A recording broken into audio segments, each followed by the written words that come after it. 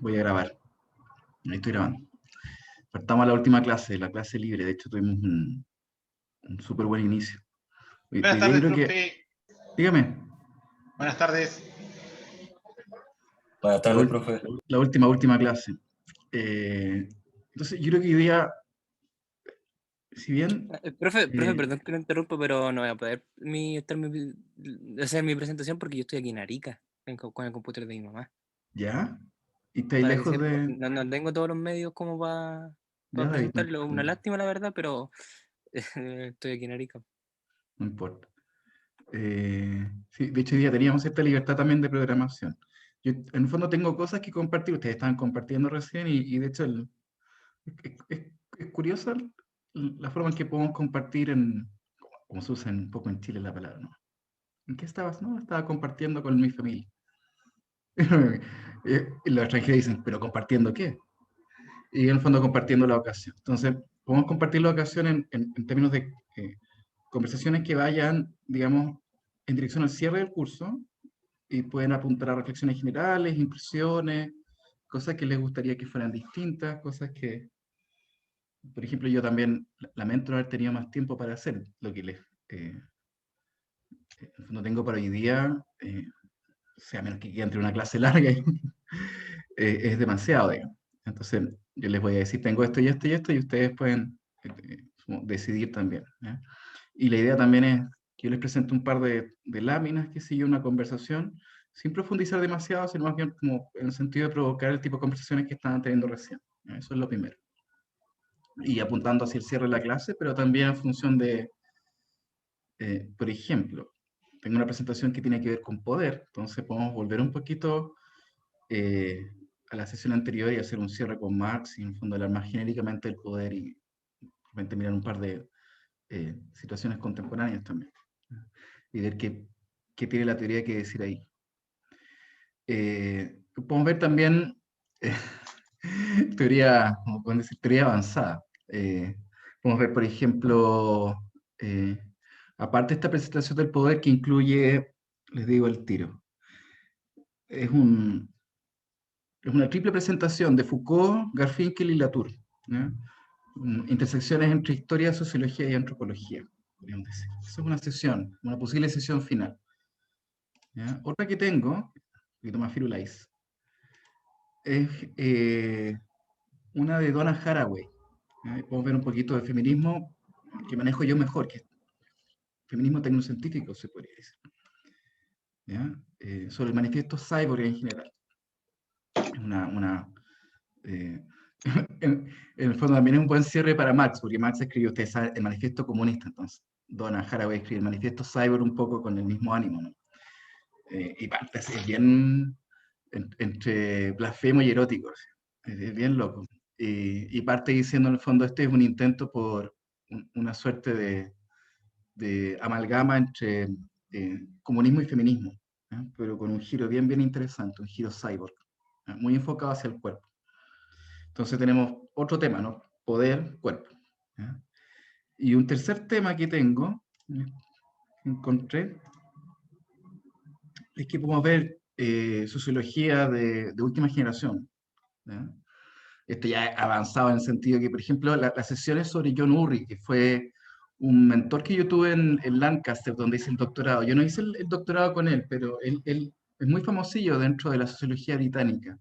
Y entre otras cosas, aparte de ser un pensador crítico, es famoso por, en el fondo, ser un poco el impulsor original del giro hacia las movilidades, ¿no? El título de la presentación es Sociología más allá de la sociedad. ¿Ya? Y, de hecho, se puede hacer sociología sin tener el concepto de sociedad, digamos, como plato de fondo. ¿Ya? ¿Qué es lo social finalmente cuando uno deja la sociedad de lado un rato? ¿Ya? Entonces, John Urry, por ejemplo, en este giro, ¿no? Paradigma de las mobilities, habla sobre clase, sí, pero clase entendida no como Marx, sino, por ejemplo, en el sentido de cómo las clases altas en Brasil se saltan las favelas en helicóptero, ¿ya? Y de hecho van mucho más allá de los estados-naciones, entonces el comunismo ahí se queda corto como modo de gobierno de un estado-nación, ¿no? Y de hecho la posibilidad de entender cuestiones que son afines a la teoría crítica, al marxismo, qué sé yo, eh, tienen que verse desde una clave de lectura donde la sociedad ya no es la unidad de análisis central, digamos. ¿Ya? En el caso de John Urriel propone la movilidad, ¿no? En fondo, redes de flujo, ¿no? Y que conectan y de alguna forma también subvierten, ¿no? Y salpican, digamos, más allá de ¿no? de las sociedades tal como las conocemos, digamos, ¿no? Ya, esas son las tres cosas que quería mencionar. Eh, Antes de partir, solamente unas palabras al cierre sobre el cierre. Yo estaba revisando los ensayos, en general están buenos. Hay creo que un par de rojos más que la vez anterior, pero también hay menos 4 y 5. Entonces, por ahora el promedio va harto mejor, ¿ya? Y yo estaba revisando el calendario y de lo que entiendo yo, no me llega ninguna comunicación, pero voy a asumir que es así y de hecho tengo que preguntar ya si no la próxima semana. Es que el calendario en el fondo, lo voy a abrir acá en el Windows, en el virus de Bill Gates. El calendario parte la siguiente semana 26, acaban las clases mañana, digamos, y del 26 hasta el 6, si no me equivoco, de agosto, es una suerte de periodo de examen. Y por tanto, quienes tengan que dar exámenes para este curso, y entiendo yo que hay que dar exámenes para cursos de universidad, tendría que ser en el fondo las siguientes 2 semanas, ¿ya? Y por tanto yo espero tener, tal como voy, creo que van a estar listas las notas de aquí al fin de semana, ¿ya? Y ustedes van a ver, en el fondo, en línea su promedio de presentación de aquí al fin de semana, domingo, digamos, ¿ya? Cosa que desde el lunes ya estén atentos porque ahí yo tengo que preguntar cómo es toda la logística para hacer examen. Y lo más probable es que el examen, bueno, si se hace en línea, va a ser oral, digamos, eh, y no es tan extraordinario, si en el fondo es revisitar un poquito los ensayos que hicimos en la misma clave, ¿ya? Por ejemplo, eh, yo les voy a proponer un tema y uno o dos conceptos para que ustedes lo digan todo en función de ese marco, digamos, ¿ya? Y si se ven en aprieto les voy a decir, bueno, usted escoge el concepto y el tema donde se sienta cómodo y habla. Es un examen oral y entonces una media hora o qué sé yo. Voy a tratar de ayudarles, pero tenemos que cumplir con ese calendario, según lo entiendo yo. Si alguien sabe que no es así, que diga lo contrario, que lance la primera piedra, que Profe, diga lo contrario. tengo una Dígame. pregunta.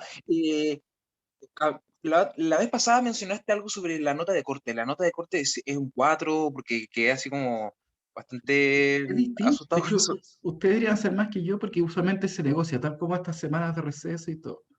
Usualmente el corte en universidades públicas, digamos, y el estándar, es 5 5. El corte es como ir a regatear al mercado. Entonces parte 5 5 y empiezan los correos profesor y ahí ya, cosas que son muy válidas y uno las anticipa. Entonces empieza, es bien choro porque usualmente no baja del 5 2. ¿Ya? Uno ofrece que soy un 5 3, se pide un 5 5, pero el corte siempre queda entre 5 y 5 5, hasta pre-pandemia. ¿Ya? Y ya el año de la Le ofrezco pandemia, un y 3-5. claro, y el año pasado, qué sé yo, incluso se corte el año pasado, en la Chile bajó, lo negociaron a 4 a principio de semestre. Yo dije, nadie quiere dar examen. O sea, en el fondo, si uno tiene promedio de presentación rojo, ya, tienes que dar examen, pero eso significa que estaban buscando que los exámenes tuvieran el mínimo de complejidad, ¿ya? Y por tanto tuviesen que procesar al final pocas personas, que es lo que probablemente va a pasar en este caso, que si un puñado de personas van a ir al examen, ¿ya? La nota de corte exacta no la sé, entonces hay que preguntar todas esas cosas que son logísticas, pero en el fondo, esperen que si su promedio está entre 4 y 5,5, estén atentos si tienen que dar examen o no. Yo les voy a avisar lo antes posible. Lo cierto es que tenemos 2 semanas y en el fondo el examen, qué sé yo, no toma más de un par de horas, como una clase más. Y usualmente lo haríamos en un fondo en horario de clase. O sea, yo voy a solicitar hacer horario, entonces podría caer, por ejemplo, el jueves 26, perdón, 29 o el jueves 5, a más tardar, en horario de clase. Entonces, ese es el único aviso de cierre, que mirando el fin de semana, cuando publique las notas, apuntemos ya sea el jueves 29 o jueves 5 para dar un examen de cierre, ¿ya? Y por supuesto hay personas que llegan a esa situación con un rojo más morado que otro. Entonces, A veces es muy tarde para salvarles, pero aún pueden salvar el promedio porque al final igual queda el registro. Entonces, es bueno un buen examen a pesar de que estén bien rojos, digamos. ¿Eh? Y en general yo lo digo creo que al principio, que es difícil pasar este curso si es que no han hecho el esfuerzo suficiente, digamos. Pero más allá de eso, no hay, o sea, la exigencia ahí empieza con cuántas notas ustedes quieran perseguir, digamos. Pero es una cuestión, como diría Marx, de mero trabajo, el pasar o no el curso. O sea, a veces ya es muy tarde a nivel de, o sea, de examen porque no hay tiempo para entregar las evaluaciones. De hecho, si tienen evaluaciones que entregar, ahí eso es la tercera cosa. Si tienen evaluaciones que entregar pendientes, entréguenlas. Yo alcanzo a revisar todo lo que llegue de aquí al domingo y están los famosos trabajos libres, que nadie los pescó y no ha llegado nada. ¿No? Y tienen toda la libertad de no hacerlo. Por eso también se pueden entregar. ¿No? Todo el correo a Gmail. En general, todo a Gmail. Yo he descubierto a mitad de semestre, varias semanas después, me mandan correos por interno, digamos, por intranet. Y no lo pesco mucho. Yo en el fondo dejo el link de la clase ahí para que quede como registro oficial de que se están haciendo las cosas. ¿No? Entonces, si quedan cosas pendientes, que si yo, si quieren comentarios de los ensayos que yo no envié, me los piden de nuevo. ¿No? Recibirán un poquito más tarde, qué sé yo, porque estamos en la locura del fin de semestre, pero no hay problema. ¿No? A ver, un Profe, par de... Y Nacho, espera, dame un segundo para leer los correos y te doy la palabra. Ya, profe, ¿cuándo van a subir Ya, se lo respondí. Profe, ¿cuál es el porcentaje de las notas?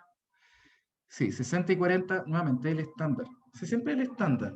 60 y 40, siendo 60 los ensayos y 40 los talleres, bueno, en el fondo la nota de control de lectura. ¿Ya? Y ese mecanismo no quiero entrar en detalle, no, pero recuerden que el trabajo final está asociado a los talleres y por tanto se integra en el 40%. Si no lo entregan, al fondo se duplica la nota que ya tienen del control de lectura, que es un 20, se duplica y eso da el 40. Y eso en el fondo supone su nota de presentación de examen. ¿Ya? Que si es bajo, digamos, entre un 4 y un 5,5, ¿ya? Y por tanto, si tienen que dar examen, el examen domina, ¿ya? Eh, la palanca va a pasar, porque cuenta, usualmente es como un 40%. Es un gran trampolín para que pasen el examen. Eso. En el fondo, la universidad quiere que pasen. Entonces les da, el examen es eso, no es la ocasión donde el profesor así les pone como en la lámpara, así, dígalo todo. No es el trampolín para que ustedes puedan pasar. Ahora, si están lejos de la nota de corte, el trampolín también tiene sus límites. ¿Ya? Dale ahí, Nacho. quería saber cuál era como el plazo para el trabajo libre. Habíamos dicho hasta el mañana, originalmente, pero si quieren enviar durante el fin de semana, yo creo que igual los puedo recibir, porque en el fondo eso lo voy a integrar cuando esté haciendo el cálculo final, en el supersistema del intranet, que es todo un lío, porque te exige ponderación del sistema, si uno no ingresa toda la matriz. Entonces, por eso, por ejemplo, tienen que tener segunda nota, aunque no entreguen el trabajo final, digamos. ¿No? Yo tengo que duplicar su nota para que el sistema Pensé que me iba a reconozca dar que la ellos son... otra semana para hacerlo. ¿Cómo? Yo pensé que me iba a dar la otra semana para hacerlo. Es que esta por lo menos hemos estado lleno en prueba, entonces. Sí, pues, sí, no, sí, esa es parte de la libertad, pero también hay límites porque, por ejemplo, si la semana de exámenes comienza el 26, ustedes tienen que tener nota de presentación para saber si tienen que dar examen o no. De hecho, yo no sé cómo van los profes con otros ramos y cómo van ustedes entregando cosas por otros ramos, pero es la locura del fin de semestre. Entonces, aquí es donde nos pilla el calendario un poquito. ¿Ya? Profesor, Dale, dale, Margarita. creo que la UTA se maneja con nota de corte como los rojos irían a prueba, por así decirlo. ¿Examen? Sí, Lo comenté ya. Mira, serían los rojos tengo que en preguntar general. porque no han avisado nada y en parte yo supongo que porque están en la locura. Pero por experiencias anteriores, en casos similares, digamos, ¿ya? Los cortes para examen usualmente flotan entre 5,5 y 5, pero pueden bajar extraordinariamente a 4 en tiempos de pandemia, digamos, que fue lo que pasó el año pasado. Yo no trabajaba en la UTA, entonces no sé si lo hicieron, pero yo sí sé que ese corte al final resultó de una negociación, tal como han tenido negociaciones con la o sea, con la carrera, digamos, ¿ya? Durante el semestre, como las vacaciones, o sea, las semanas de descanso y esas cosas. Entonces, como están Sí, los que tiempos, es materia de yo le nota social. decía porque, perdón, yo le decía porque yo estaba en otra carrera anteriormente ¿Cuál era el y corte? ahí el 4, o sea, era los rojos hacían la prueba, si es que querían, si no, se quedan con el 4, o sea, con el rojo y no Y pasaban. como te digo, Pero más creo que encima, ingeniería. como te digo, más encima, o sea, eso puede cambiar de carrera, o sea, es súper variable, pero más encima, en tiempos donde haríamos un examen que es oral, que complica a muchas personas, y en el fondo son tiempos especiales. Lo que yo he observado en la universidad es que parte del ajuste también implica cierta paciencia con respecto a procesos que en el fondo son engorrosos y que al final aproleman lo que más importa, que es que el semestre salga adelante. Entonces, por eso los cortes bajan, no solamente para ayudarnos todos en nuestra salud mental, sino ¿no? Para que la probabilidad administrativa de todo el cuento funcione más o menos cuando el tren se te descarrila. Eso fue lo que hizo un virus, en el fondo, ¿no? Descarrila los procesos administrativos, enferma a las organizaciones también, en cierto sentido. A veces no les da COVID y no las anda vacunando, pero son cuerpos legales y acusan el golpe. Ya, entonces yo voy a tratar de enviar, ojalá esta semana, no, probable es que la próxima ya les tenga noticias más concretas, dependiendo de cuándo me respondan, sobre lo que pasa en la siguiente y la subsiguiente semana. Lo más probable es que haya un periodo de examen, que los cortes estén entre 5, 5 o 4, y que por lo tanto haya un porcentaje que sea bajo de personas que tengan que dar la cara. Nada terrible, ¿ya? Profe, acabo de entrar. ¿Podría repetir lo que dijo, por favor? No, porque ya lo repetí varias veces. Entonces, lo importante también de entrar más temprano es... Ya, estoy grabando, sí. ¿Ok?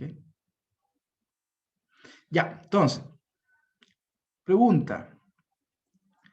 ¿Qué quieren ver hoy día como cierre a la unidad 4, digamos? ¿Ya? Y teniendo en mente que entregaron el ensayo 2, ¿no? Y que hay temas en el fondo de poder, sobre todo en la comparación entre Weber y Marx, sobre cómo tratan asuntos de poder y de política y sociología en general, ¿no? Que los podemos tratar con una presentación en general, ¿ya? De autoras y autores más contemporáneos, ¿ya? Y hay dos cosas, ¿no? Algo que es bastante típico de la segunda mitad del siglo XX, sobre todo en Europa, ¿ya? Que en el fondo, de alguna forma, es esta escuela francesa maravillosa de la segunda mitad del siglo XX. Foucault es un exponente, ¿ya? Luego Garfinkel, que veríamos etnometodología, que les puede interesar como contrapunto también a lo que vimos sobre Goffman, ¿ya? Y finalmente Latour, que hace un acento para temas de poder en los no humanos, ¿ya? Entonces ahí hay toda una conversación sobre el poder que vamos a tener, ¿ya? Y de hecho Donna Haraway, que es la otra presentación, continúa esa conversa. Entonces nos podemos saltar, digamos, el inicio del siglo XX y pasar directamente al final del siglo XX, ¿no? El siglo XXI, para conversar sobre temas contemporáneos en términos de poder. Y la otra que les contaba es sobre, en el fondo, eh, temas que están ahí aún calientes, ¿no? Recién sacados del horno, en sociología, ¿no? Sociología donde, eh, por ejemplo, no solamente los no humanos como una pregunta más genérica, digamos, en antropología, sino las infraestructuras de transporte, por ejemplo, ¿no? Se entiendan como, o al revés, la sociología clásica ya deja de ser sentido en el sentido que no las trataban, ¿no? ¿Cómo podemos hablar de sociedad sin hablar de nuestras redes energéticas, nuestros mecanismos de transporte? ¿Cómo podemos entender lo que es el COVID, ¿no? Reduciéndolo simplemente como lo hemos tratado hasta ahora, ¿no? Como un asunto de pandemia y de mundo y de relaciones sociales, ¿no es cierto?, que se configuran dentro de experiencias humanas, ¿no? Fenómenos de sentido, ¿no? Asuntos morales. Ya está bien eso, pero ¿qué le pasó a Alan? Ya no es Lan Chile, perdón, Alan. ¿Qué pasó con los aviones? ¿De dónde viene el Delta? Preguntarlo al revés. No sé, ¿qué monos pintan en el fondo? Un sistema de transporte aéreo en una pandemia. Marx dice cosas muy genéricas en torno a eso, y de hecho tiende a demonizar la tecnología. ¿Nos podemos dar el lujo de hacer eso para entender el siglo XXI? ¿Ya? Es en el fondo el segundo paquetito que les... No sé si les interesa o si hay algo más que quieran conversar. Foucault. Ya, veamos Foucault un poquito. ¿Ya? Y después les hago nuevamente la pregunta en la pausa. Ya.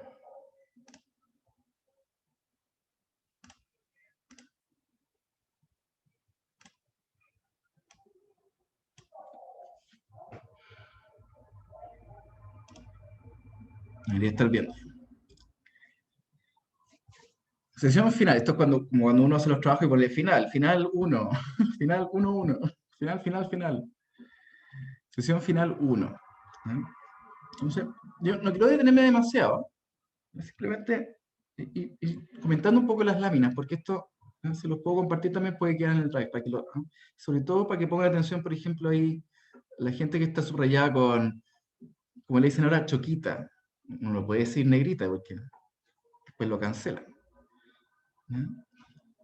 Sigmund Bauman, por ejemplo, Richard Sennett, ¿ya? Que son sobre todo ejemplos de antropología que van muy bien de la mano con la teoría social, son muy ricas en sociología y viceversa. ¿Ya? Y uno puede preguntar más generalmente, en el fondo, un poquito como lo veníamos haciendo con Weber, ¿no? ¿Qué pasa cuando nos tomamos en serio que la historia de la antropología y la sociología conforman una intersección, como una intersección de calle, donde uno se puede parar? ¿Ya? Y es donde puede ver qué cosas hacen mutuamente estas disciplinas, y por tanto, en el fondo, tener una intuición, ¿ya?, de qué es la teoría social en una carrera de antropología, en primer lugar. ¿Ya? Que no es lo mismo que entender a Marx, por ejemplo. ¿Ya? De hecho, ahí la carrera tiene que responder, ¿por qué diantre, en primer lugar, les pasa teoría social si ustedes están haciendo antropología? ¿Ya? Entonces, punto base ahí es para decir que la teoría social es importante, ¿ya?, porque, en el fondo, si uno tiene una antropología sin teoría social, o una historia sin teoría social, lo que uno está en el fondo arriesgando es empobrecer el pensamiento. En particular, en el fondo, arriesgar, tratar lo social, de forma, pobre en este caso significa demasiado abstracta. Irse en la volada, como quien dice, que no es lo mismo que chapoyar.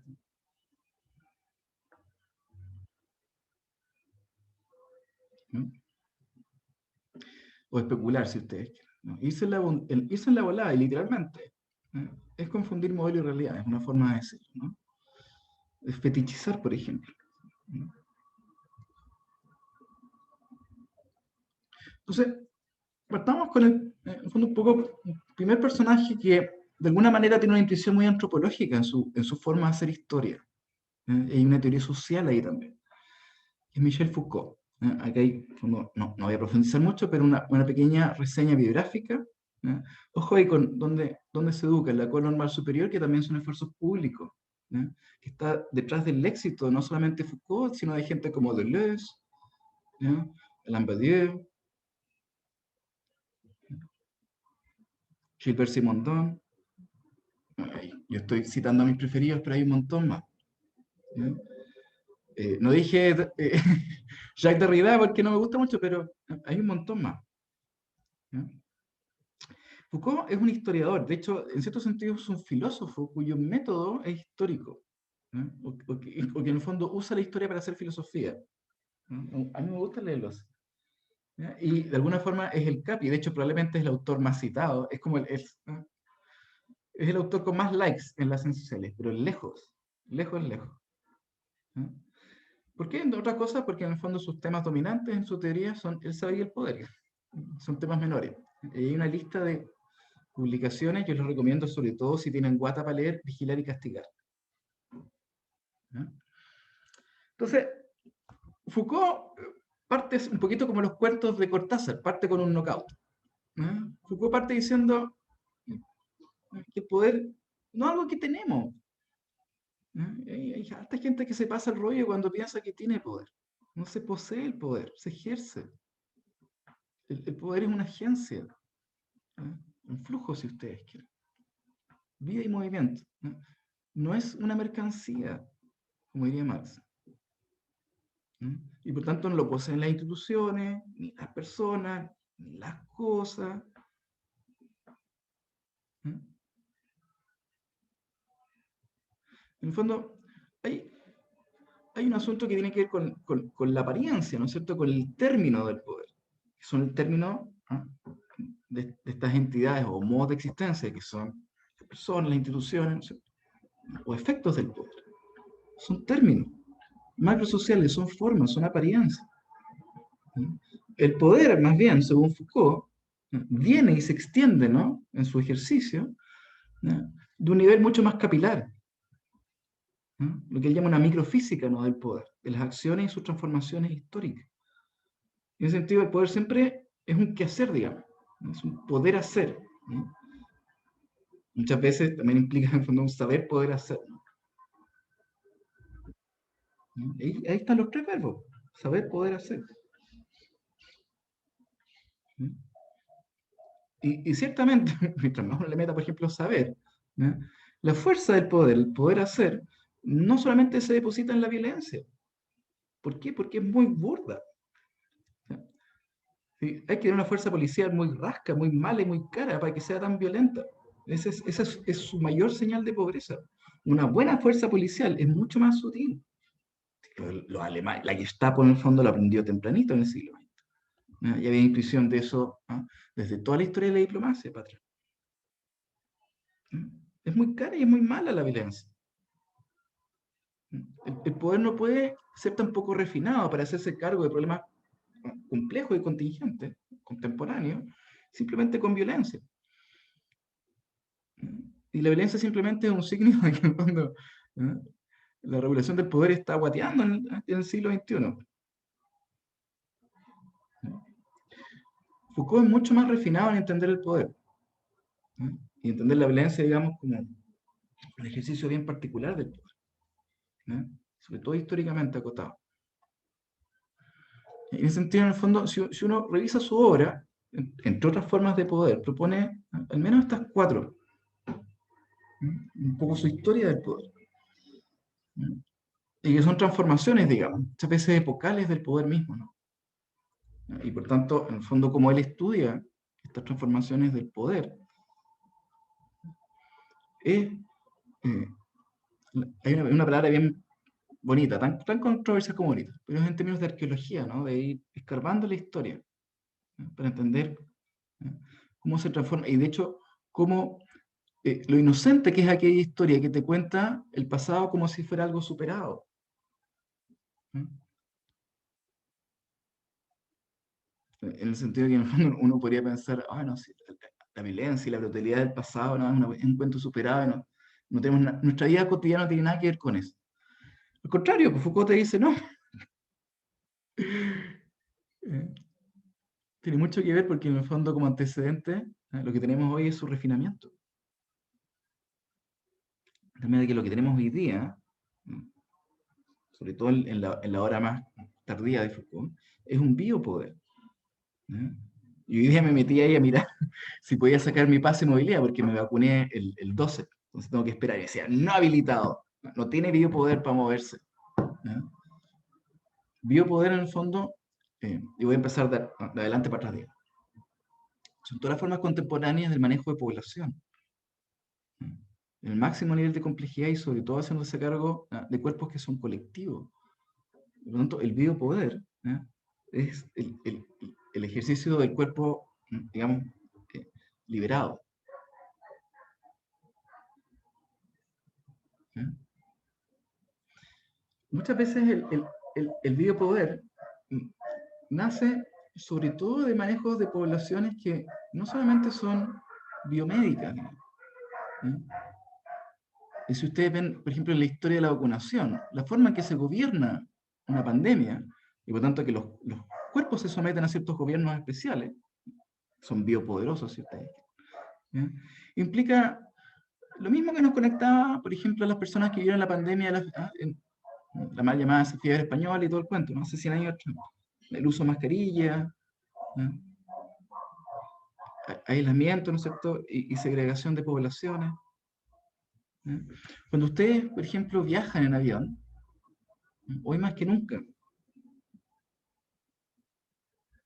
en la posibilidad de ser vectores virales, están sometidos a un biopoder que implica pasaportes que son literalmente biométricos, que tienen sus huellas digitales, versiones un poquito más actuales que escanean ahí el ojo y la retina y cosas así. Entonces, a diferencia del poder disciplinar, que es mucho más típico, digamos, dentro del siglo XX, poder disciplinar siempre recuerda como esa canción de Pink Floyd, ¿no? No necesitamos educación, no necesitamos disciplina. Es sobre todo un poder que, yo creo que los victorianos, por ejemplo, los ingleses fueron los maestros del poder disciplinar.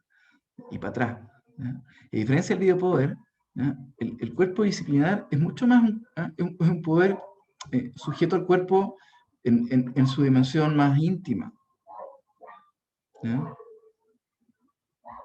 Es lo que llamarían hoy en día en la empresa el micromanagement.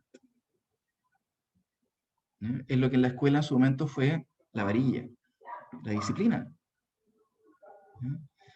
Y Foucault hace una arqueología muy bella del poder disciplinar, mirando su evolución a través de lo que en su momento Goffman también llamó instituciones totales, ¿se acuerdan? A través de las cárceles, de los manicomios, de los hospitales, de las escuelas, y entendiendo en el fondo, y este es el gran aporte que hace a la teoría del poder, de que el poder no simplemente es ejercido del Estado como soberano y a través de su brazo armado y militar, sino que también se extiende, digamos, como él habla de una suerte como de plató, ¿no? Una rejilla, ¿no? Sobre la masa de la población, ¿ya? A través de un montón de instituciones, ¿no? De corte medio, de las escuelas, ¿no? Incluyendo esta situación, digamos, ¿no? Del trabajo, ¿okay? Poder disciplinar, ¿no? Y que en el fondo está muy especificado a la modulación del cuerpo individual. Hay una imagen un poquito más adelante acá, ¿no? La disciplina, ¿no? Sobre todo en su confusión o previo a su refinamiento, ¿no? Y por tanto en el fondo el solape que tiene con el poder soberano, porque el poder soberano en el fondo es un poder súper burdo, el poder de arriba, ¿no? Y en el caso del cuerpo en el fondo, implica mecanismos de poder que están basados en el espectáculo. Y por tanto no es el ejercicio de refinamiento del cuerpo, ¿no es cierto? En la varilla que te pega, ¿no es cierto? O peor aún, no es el ejercicio del castigo sobre el alma, ¿no? En la disciplina monacal, ¿no? El poder soberano suele ser brutal, brutal, brutal, es pura tortura, ¿no? Y más aún, es el show de la tortura. La decapitación, ¿no? Desmembración de las personas, quemarlas, ¿no? Echarles agua caliente y ácido. ¿Por qué? Porque en el fondo el ejercicio del poder, a nivel de poder soberano y en su época, ¿no? Ocupaba esas instancias de espectáculo, ¿no? Para gobernar a través del miedo, ¿no? Y a través del ejemplo, ¿no? Porque no estaba en el fondo siendo suplementado por ese innumerable ejército de instituciones disciplinarias, ¿no? Por lo tanto, las ocasiones de disciplinamiento, ¿no? Ocurrían por shock. ¿Okay? En donde el soberano mismo se alza como quien juzga e imparte, en el fondo, esa capacidad de máximo sufrimiento. ¿No? También hay sufrimiento en la escuela, sobre todo en la escuela del siglo XX hasta hoy, a los cabros chicos ahí los tratan, ¿no? Lo que pasa es que el disciplinamiento obviamente se desplaza a cuestiones mucho más sutiles. Entonces los niños los meten a condicionamiento psicológico y déficit de atención y pastillas y se castiga el alma en el fondo, ¿no? Pero sigue habiendo violencia, ¿no?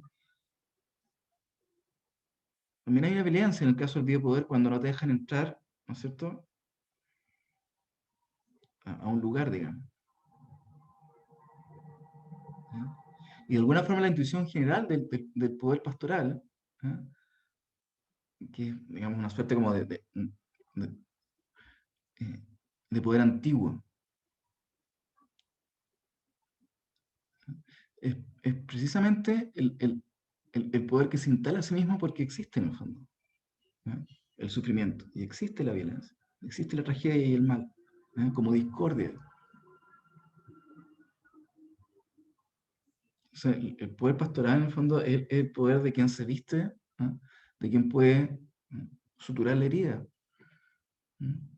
De quien puede prevenir el accidente, de quien puede guiar el camino, ¿no? Y hasta hoy día los políticos se visten de pastorcitos,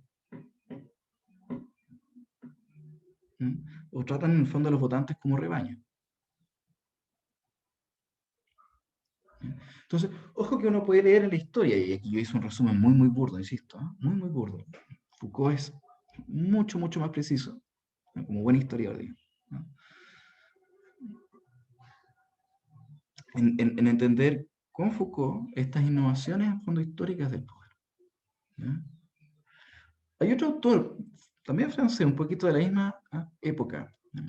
Gilles Deleuze, un filósofo, ¿no? Sí.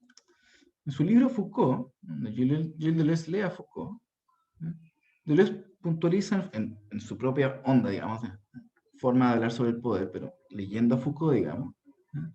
Y puntualiza que el poder es siempre una relación de fuerza, ¿no? En el sentido que hasta una relación de pareja y relaciones de poder, digamos. ¿Por qué? Porque hay una fuerza. Hay un deseo, o hay, qué sé yo, obligaciones, ¿no? Hay coerción, como decía Durkheim. El poder siempre tiene que entenderse entonces en relación, ¿no? Y en función de este flujo de la fuerza, ¿no? De esta agencia, ¿no? Y si el poder ejercicio, ojo que en el fondo el ejercicio es de la acción misma, y de una acción sobre otra, ¿no? O con otra.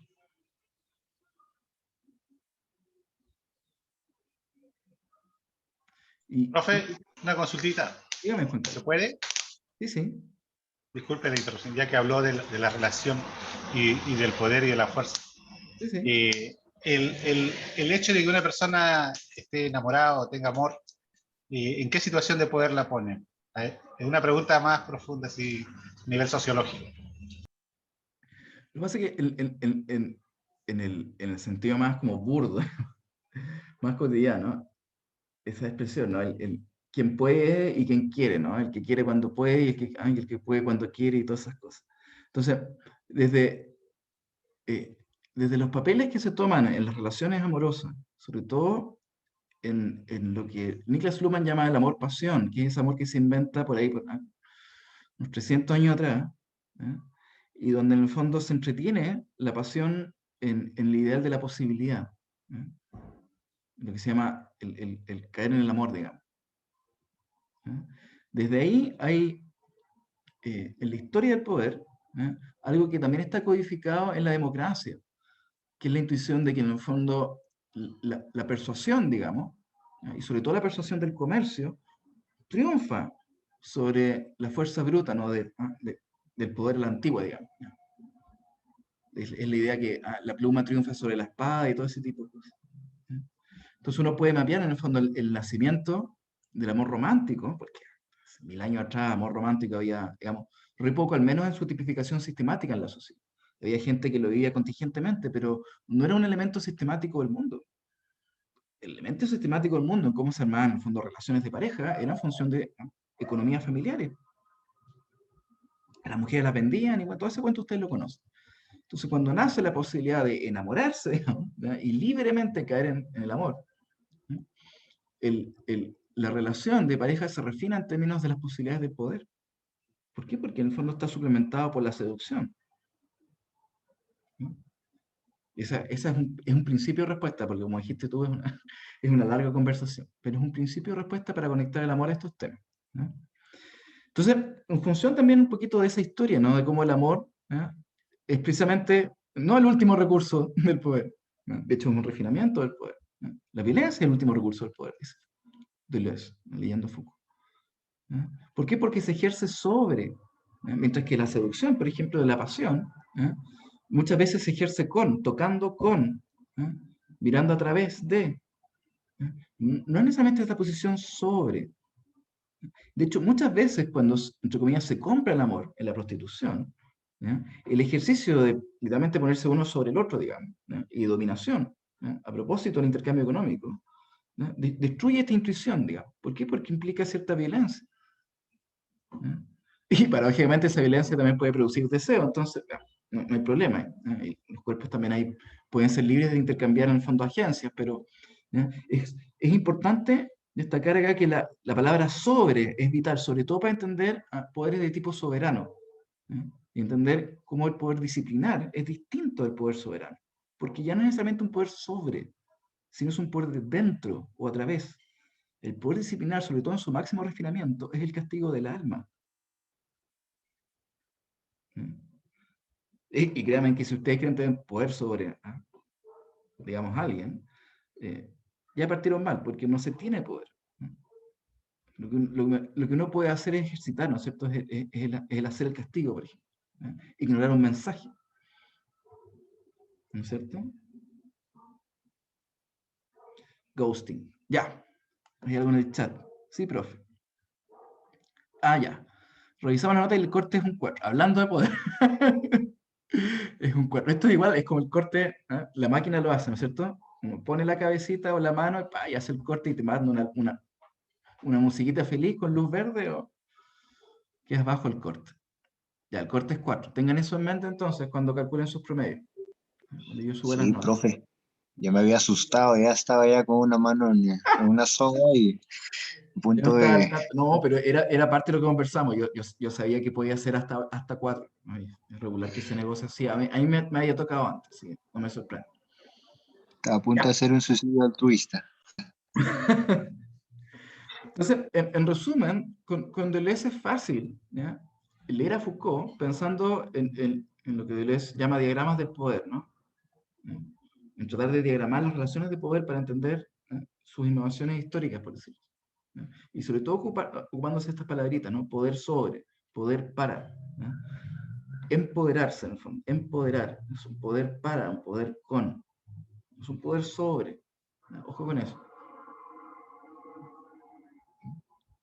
Entonces, ciertos postulados bien sencillos del poder. ¿No? El poder es siempre estratégico en su quehacer. ¿No? Un poco como dice ya Weber, ya siempre implica un cálculo, ¿no? Y que puede ser en función de meros fines o implicar en el fondo ¿ya? Una modulación del poder en función de ciertos valores. Pero el elemento estratégico siempre va a estar ahí, se nota mucho en el cálculo.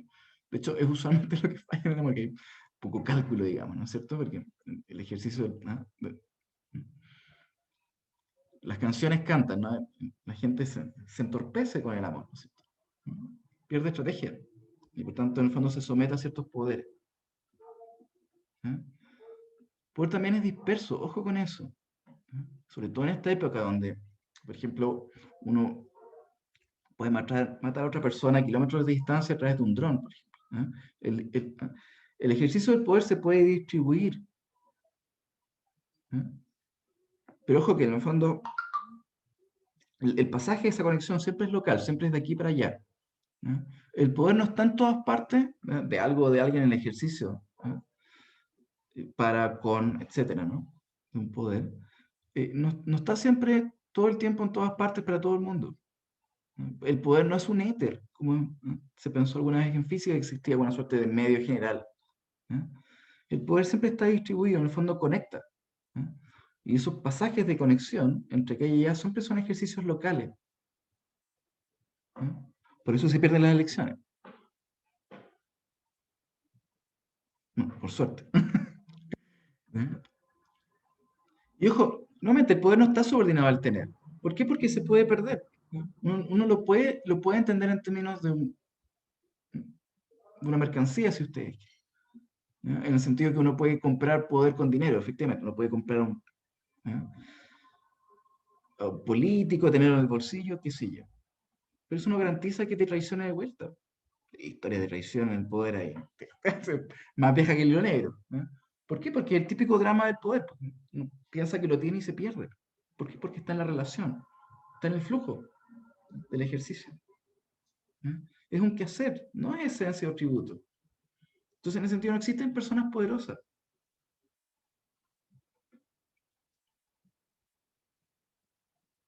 ¿No? Existen personas que, en el fondo, fluyen poderosamente, se mueven bien, que tienen estrategia, que hacen el ejercicio continuo, ¿eh? De posicionarse, digamos, en los nudos por donde pasa el poder, donde se concentra. Y en ese sentido, entretienen, digamos, ¿no? Lo tienen, entre comillas, o lo pueden perder.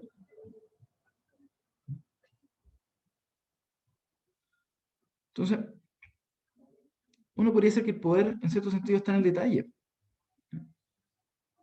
Tiene múltiples modos, sobre todo de ejercicio y de orden, ojo. El poder pasa por acciones y a veces gestos que son muy sutiles, pero muy poderosos. Incitar, inducir, son todas estas cuestiones muy de piel, no muy capilar. Es muy burda la idea de que el poder es simple represión o simple ideología, tal como pensaba Marx que era el poder, que es un asunto en el fondo de diseño e ingeniería, ¿no? Teórico de la infra y superestructura de la sociedad. Aparte de vainilla, es Perkin. Marx ahí es muy tonto, muy burdo, digamos. Es un mal lector de la historia. Foucault lo hizo harto mejor. Entonces, ¿cuánto nos queda para la pausa? Ay, un segundo. No veo nos quedan unos 10-15 minutitos. Alcanzar a ver un poquito más. Un poquito de poder disciplinar. El poder disciplinar, sobre todo, ¿ya? Es aquel que en el fondo deviene o deriva del poder soberano. ¿Ya? Y por tanto, en el fondo, lo mejora. ¿Ya? Lo refina. ¿Por qué? Porque el poder soberano, como les conté, ¿no? Es muy violento. Y genera castigos muy evidentes sobre el cuerpo. Que hoy en día, de hecho, sistemáticamente se persiguen, si que no son ejercidos por quienes tienen el monopolio del poder. E incluso cuando lo tienen, caen en cuestión. Así de burdo, y es muy obvio, y sobre todo porque se puede grabar y andan diciendo, ay no, se cayó solo del puente. No, es burdo. Ojo, el poder disciplinar en primer lugar no viene del Estado, el Estado lo aprovecha. El Estado, de hecho, per se, viene de todos los procesos que son anteriores a él. Y ejercicios de, en fondo, en este caso, quehacer del poder, que son muy propios de la educación y, en el fondo, de la escuela antes de que fuera aquello que conocemos hoy en día. Y de una milicia que hoy en día, cuando se hace servicio militar, es un refinamiento hacia alemán del siglo de la pera, pero no es la milicia antigua, es sobre todo la milicia profesional de emprendimiento, digamos. Porque había milicias que en el fondo eran sistemáticamente privadas también. Hoy en día es difícil imaginar, de hecho, se les llama paramilitares a quienes no son milicias de un Estado, digamos, usualmente. Antes era más bien la regla. Y así también, antes también había enfermos y había formas de tratarlos, ¿no es cierto?, en aquellas cosas que se pueden entender como hospitales, pero muy diferentes. Y que son en esas instancias previas al Estado, donde poco a poco se va refinando, por distintas razones, la disciplina de poder hacer ciertas cosas, y muchas veces de poder hacer cosas que son muy potentes. Por ejemplo, aprender en la escuela o sanar en el hospital, producir en la fábrica. Ojo.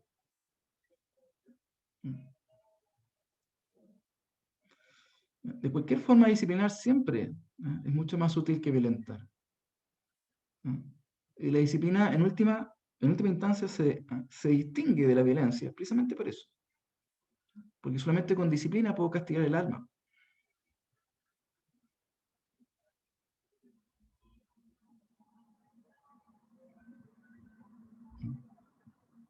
Piensen en el dolor que el simple orden, ¿ya?, de un simple puñado de palabras puede hacerle a una persona, versus la complejidad, digamos, ¿ya?, lo complicado que es, qué sé yo, cortarle un pie. ¿Mm? Si le quiero hacer daño a alguien, voy por su talón de Aquiles espiritual, pues. En 3 palabras y para la casa. No tengo que armar ahí una sierra gigante para cortar el pie. Es mucho más sutil la disciplina, para castigar. Y esas son las palabras nomás, pues. Imagínense lo que hacen otras cosas. ¿Mm? Entonces, el poder soberano, ¿no?, les contaba, es muy típico, ¿ya?, sobre todo tal como se exhibió en los términos de, se llamaba el medievo, digamos.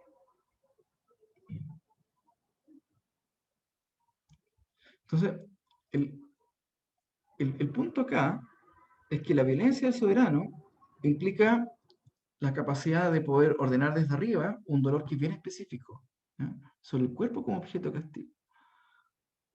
Entonces, hasta hoy esa situación se sostiene, ¿ya?, cuando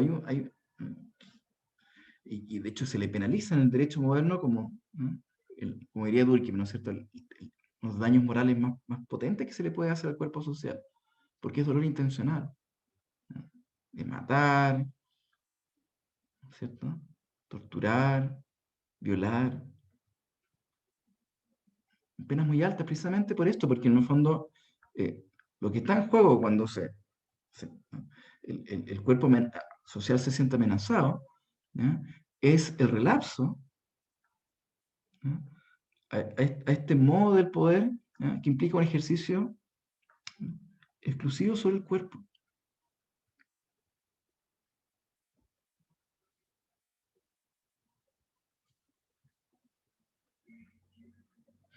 Y vigilar y castigar, que habla precisamente de la disciplina, parte con un relato, estas serán primeras páginas. Es un gusto adquirido, porque él está haciendo, en el fondo, está mostrando sus resultados de su trabajo de archivo, ¿no?, como historiador. Y al mismo tiempo parte como si fuera una novela, porque empieza a describir en el fondo una tortura, ¿no?, y de ahí va explicando los conceptos. Realmente hay que tener guata para leerlo, ¿eh? Entra en detalles, ¿no?, para explicar precisamente esto, ¿no?, sobre todo el valor de esto, ¿no?, el valor de los gritos, ¿no?, el olor de la carne cuando se quema, ¿no? Y a nosotros nos tocó nacer en una época donde eso no se siente, pero ¿ya?, váyanse a vivir cerca de un matadero, por ejemplo, ¿ya?, la pudredumbre del cuerpo, ¿no?, ese tipo de cosas. Carlos nos dejó ahí un comentario largo, luego lo vamos a revisar. Un par de imágenes más. ¿Mm? Fíjense los cuerpos, ¿no?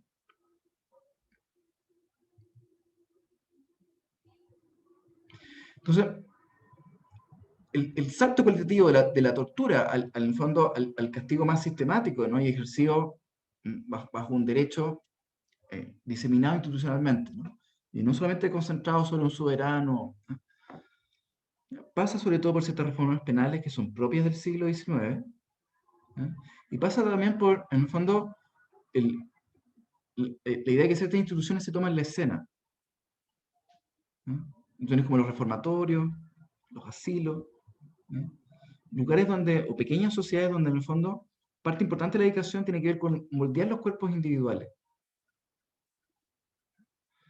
Y por tanto, esto también permite distribuir el gobierno. Las instituciones hacen eso, literalmente distribuyen el gobierno, ¿no?, en la forma en que moldean los cuerpos, ¿no? Y ahí lo que, en el fondo, el ejercicio principal, ¿no?, es eliminar del castigo, ¿no?, la barbarie, digamos, ¿no?, en una suerte de típico relato, ¿no?, europeo moderno, de civilización del derecho, digamos, ¿no? Y ese es el aporte de la disciplina, ¿no?, como tal, ¿no?, al poder soberano, ¿no? Y es la disciplina en cierto sentido, ¿no?, y esta historia lo que permite aquello que revisamos con Durkheim, ¿no es cierto?, ¿No? ¿Se acuerdan la idea de que hay derechos que son punitivos y otros que son restitutivos? ¿No? Donde el ejercicio del castigo es reparatorio. ¿No? Fíjense que esto no salta tan lejos a la idea de expiación, que era tan típica de quemar el cuerpo para purificar el alma. Pero a eso se le borra, ¿no?, la carne quemada, el grito. ¿No? Porque se intuye en el fondo que se puede reformar el alma, digamos, ¿no?, a través de métodos que son mucho más efectivos para controlar poblaciones más grandes.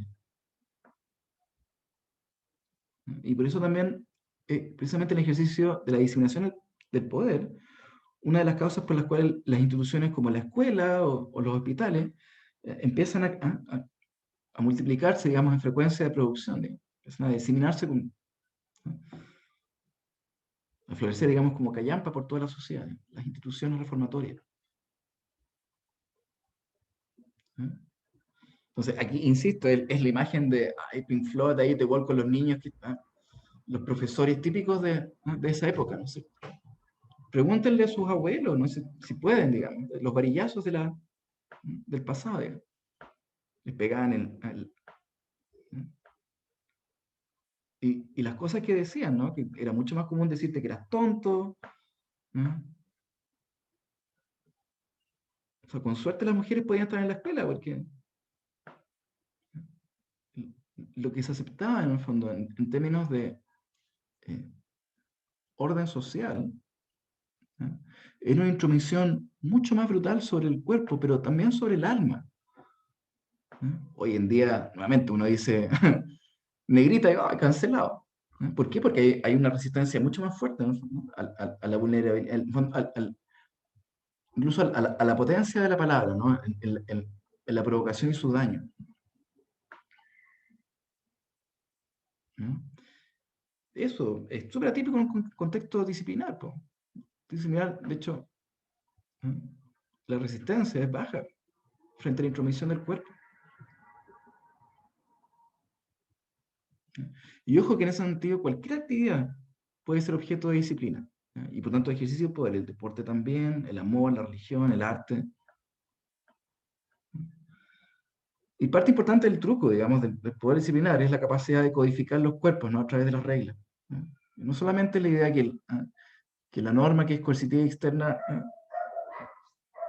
ingresa, digamos, en la conciencia social, ¿no?, sino que también es una arquitectura del cuerpo. ¿No? Durkheim no vio mucho eso, y si lo vio fue por arribita, ¿no? ¿No? Y ahí Foucault hace una historia muy detallada de los deformes, los locos, ¿no?, las desviaciones sexuales, y cómo se han catalogado los cuerpos y cómo se han, en las matrices, digamos, de orden de los cuerpos, cómo se han. Disciplinar significa en el fondo remoldear, ¿no? Y son formas de tortura, de microtortura, digamos, ¿no? Los frenillos, el corsé, las plantillas, ¿no? O sea, yo tengo el pie plano y agradezco, de hecho me usé mucho y ahora sufro, pero obviamente, pero es una disciplina. O sea, yo le sacaba las plantillas porque era una pequeña tortura, porque no quería ser dócil. No quería ser programable, ¿no? Quería ser un niño revoltoso. Ya, hagamos una pausa, yo creo que nos vamos a tomar harto de la sesión porque nos quedan todavía, pero estamos ya llegando, sí, a las 4. Hagamos una pausa, ¿ya? Terminemos con esta presentación, yo voy a hacer un cierre del curso, ¿ya? Y de todas formas les puedo dejar estas presentaciones, las otras dos que no alcanzamos a ver, ¿ya?, para que las revisen y quieren comentar me pueden escribir. Ya, entonces, yo voy a pausar acá la. Ya, sigamos, pero hay dos puntos importantes, yo creo que, de recopilar.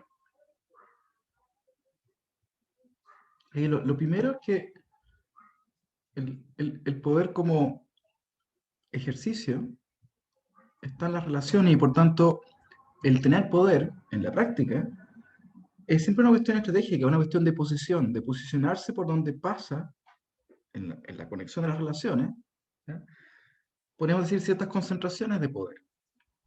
en el sentido que los poderes se concentran en su flujo, digamos, en ciertos cargos públicos, ciertas posiciones. Y precisamente en esa lógica el poder se tiene pero también se pierde, ¿no? Y por tanto es mucho menos una cosa, ¿no? Y mucho más una relación, ¿no? Es una consideración de las relaciones en la práctica, ¿no? Y en particular una consideración empírica cuando el poder hacer es terapódico o no nomás,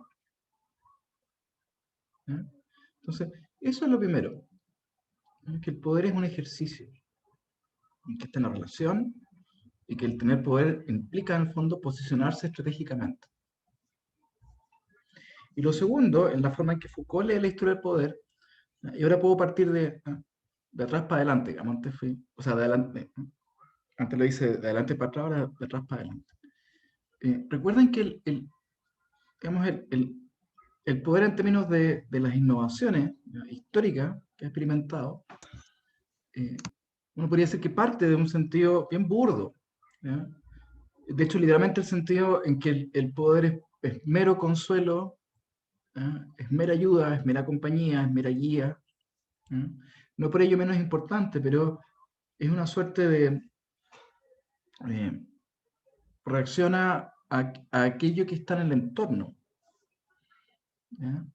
La muerte, las preguntas existenciales, de dónde vivimos, todo aquello que originalmente la religión de alguna forma, ¿ya? En términos de evolución social, si ustedes quieren, se hizo cargo, ¿ya? Que hay más allá, que nos hizo, ese tipo de cosas, ¿ya? Y de alguna forma también es un poder hacer algo frente a la situación de la mera vida, ¿ya? Tal como o sea, en el fondo el dolor continúa hoy en día, ¿ya? Y por tanto el ejercicio del poder pastoral sigue estando ahí, con su falta de refinamiento, ¿ya? ¿Por qué? Porque el poder soberano lo que hace al revés es decir, bueno, aquello que da poder, digamos, por ejemplo, el sufrimiento, ¿ya? Que no es simplemente algo que, accidental, de que iba caminando y me caí, me pelé la rodilla y por tanto hay un poder, qué sé yo, cuidar, hay un poder, ¿no? Remediar la herida, qué sé yo, sino que yo puedo activamente modular, ¿no es cierto?, ese poder, por ejemplo, el poder remediar, ¿ya? Haciendo daño, ¿ya? Y por tanto hacerme partícipe en el ejercicio del poder, ¿ya? ¿No es cierto? A través de mis actividades, de incidir en su distribución, si ustedes quieren, en su relación. Interviniendo específicamente sobre aquello que el origen pastoral, de alguna forma, simplemente ofrece remedio, consuelo, guía, ¿ya? La gracia del soberano es que se posiciona por sobre las condiciones ¿no? de dolor, si ustedes quieren, o de mal, ¿ya? De castigo, etc. ¿Por qué? Porque las imparte. ¿Mm? Y por tanto el ejercicio de poder soberano es en primer lugar un ejercicio de esas condiciones, ¿no es cierto?, de gobierno. ¿Mm? Precisamente de gobierno de aquellas cosas que originan poder fresco. ¿Ya? Y entre ellas, por ejemplo, la tecnología también. Hay un coqueteo muy temprano entre distintas instituciones y formas de gobierno y distintas formas de tecnología, ¿no? Precisamente por ese refinamiento, ¿ya? Como respuesta del poder frente al mundo, ¿no? De poder hacer algo en este mundo, digamos, ¿no? A propósito de cierto gobierno, ¿no? O poder sobre, ¿no? En especial las condiciones, ¿no? De la vida, ¿no? Y de ahí para adelante, ¿no? Porque el refinamiento de esas condiciones se instrumentaliza en el poder disciplinar, ¿no? Se distribuye en una multiplicidad de instituciones que van refinando el ejercicio del poder, ¿no? Y ese salto cualitativo en la escala, ¿no es cierto?, a propósito de la diseminación de instituciones, es a su vez el caldo de cultivo de un poder que requiere manejar poblaciones a grandes escalas, ¿no? Lo que Foucault llamó el biopoder. Y ahí tenemos la historia, digamos, de atrás para adelante. Esos son los dos puntos importantes de entender, ¿ya? De entender el poder y entender el poder en la historia del poder, ¿ya? Y por tanto entender la contribución que hace la historia, ¿ya? A una, en el fondo, sociología o teoría social del poder, ¿ya? Enriquecida por la historia que nos está contando Foucault en este caso. Y todo lo que estoy diciendo yo ahora es detallar un poquito más, por ejemplo, en este caso, la prisión como una institución, ¿no es cierto?, de poder disciplinar, ¿no es cierto?, de esa historia, ¿no? Esa lectura de la historia, ¿ya? Entonces, ahí les menciono, dar cuenta que las prisiones son nuevamente previstas del Estado, ¿no? Son cosas que de alguna forma el Estado se adueña, ¿no es cierto?, ¿ya? Y que no deriva, digamos, de las mazmorras del poder soberano, ¿ya? Sino algo un poquito más elaborado, que son, en el fondo, podríamos llamar distintas técnicas de cálculo, ¿no? Y sobre todo del cálculo del daño que hace el castigo sobre el cuerpo, ¿no? Ordenándolo, ¿no? Y muchas veces partiéndolo, digamos, desmembrándolo o torturándolo, ¿cierto?, ¿ya? En ciertas composiciones espaciotemporales, ¿ya? Por eso el dolor a la antigua también está muy asociado, por ejemplo, a meter a la gente en las paredes, sacarle la cabeza, ese tipo de cosas, ¿ya? Hoy en día vemos eso en la película nomás, pero ¿no? Sería muy burdo en el fondo ejercitar el poder así en la calle. Se iría preso, digamos. ¿Eh? Y hacerlo mejor en términos de composición espaciotemporal es precisamente, diría Foucault, digamos, aquello que las instituciones hacen a propósito de la forma en que procesan poder, ¿ya? Y que lo refinan, ¿no? Entonces, las instituciones de alguna forma activan el ideal del ejercicio del poder disciplinar, ¿no? Tal como lo vimos hasta hoy en día. O sea, la disciplina está de vuelta con la pandemia, totalmente. La soberanía también. Me sorprende que la iglesia no haya tenido más tribuna, digamos, por todo lo que está pasando, ¿ya? Entonces, ojo con eso, que el ejercicio ideal de la disciplina usualmente involucra, en el fondo, a poblaciones de tamaño medio, ¿ya? En espacio cerrado, tamaño medio en el fondo, tal como las conocemos, por ejemplo, la población que aloja un hospital o un internado, ¿ya? Un pelotón, ese tipo de cosas. ¿Mm? Distinto, nuevamente, al biopoder, ¿ya? Que requiere en el fondo composiciones, ¿ya? De ejercicio en espacios mucho más abiertos, donde, por ejemplo, la gente viaje y vaya, qué sé yo, de la escuela a la casa o de un país a otro. Poblaciones mucho más amplias. Entonces, por eso, en el fondo, es difícil aprisionar a toda la gente, aunque se quisiera, digamos.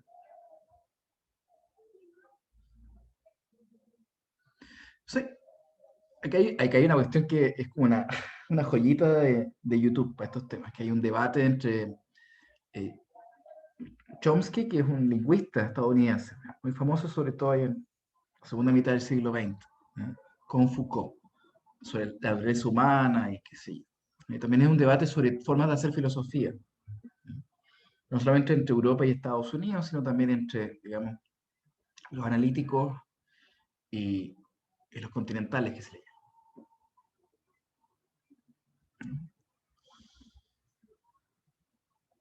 Entonces, la pregunta de fondo, por ejemplo, con Foucault, es que estos avances cualitativos del poder, ¿ya? Sobre todo el ejercicio de su refinamiento a propósito de las transformaciones de los códigos jurídicos, ¿ya?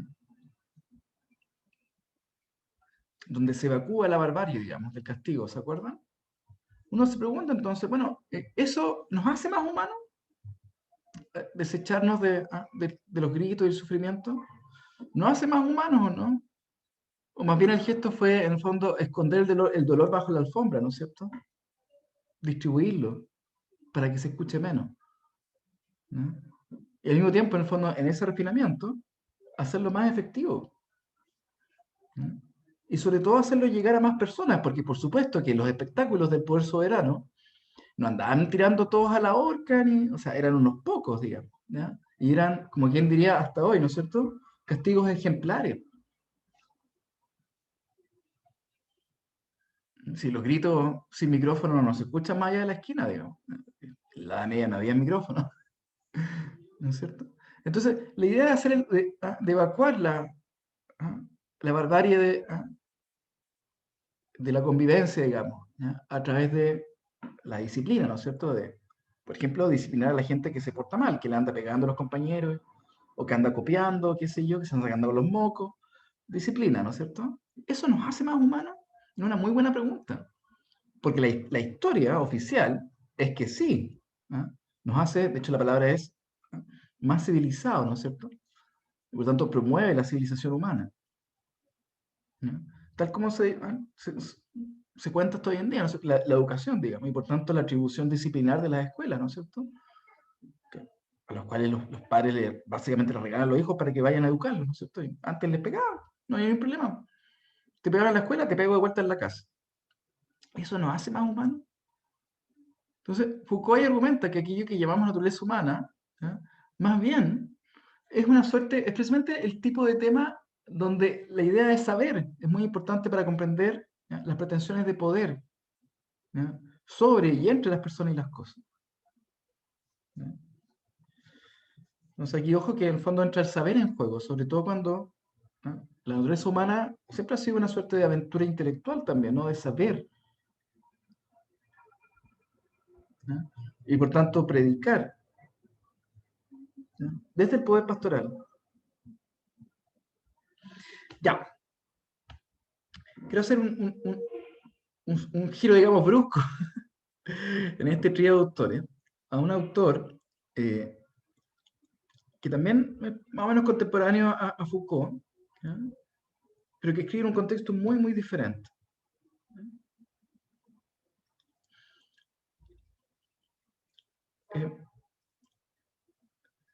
Nosotros nos vimos en este curso Talcott Parsons, que sería de hecho el vínculo, ¿ya? Entre la sociología clásica europea que nos tocó ver en este curso de teoría, ¿ya? Y la sociología americana, sobre todo norteamericana, ¿ya? Que es Talcott Parsons. ¿Ya? Pero en el caso de Garfinkel, que está en la foto, ¿ya? Entre otras cosas, él fue un alumno de Parsons, ¿ya? Y en parte vamos a recoger a Parsons, o la crítica que le hace a Parsons a través de él. ¿Ya?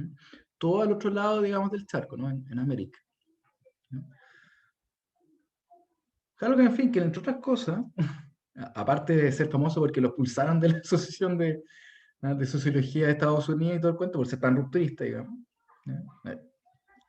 No sé si expulsado o no lo quisieron admitir, no me acuerdo bien. Pero, ¿ya? Es muy famoso por ser el creador de la etnometodología, que es una forma de hacer teoría social y una sociología, digamos, en contra de lo que vimos en general. ¿Ya? ¿Por qué? Porque el acercamiento que hace es muy distinto al problema básico, ¿ya? Sobre todo las tres teorías que nos tocó ver. La teoría clásica, que es el problema del orden social, ¿ya? Y Garfinkel lo agarra en un sentido muy, muy práctico.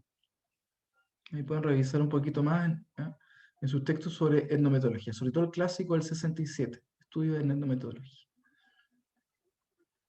A mí me tocó estudiar el doctorado con una heredera de él, digamos, una alumna de él. Yo soy un etnometodólogo de tercera generación, si ustedes quieren.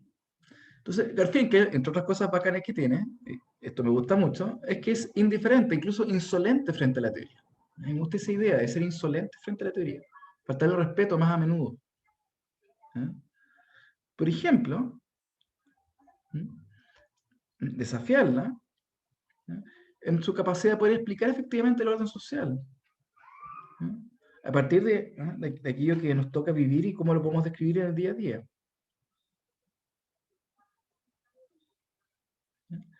Entonces, de alguna forma, el objetivo del orden social, de explicar el orden social en la teoría, ¿ya? Muchas veces corre en paralelo, ¿ya? Son explicaciones ad hoc, si ustedes quieren. ¿Ya? O suposiciones, francamente. Por ejemplo, la suposición en Durkheim, ¿ya? De la centralidad que tiene la moral para el orden social, sobre todo de grupos pequeños, incluso hasta hoy, una familia, un grupo de amigos, pura moralina.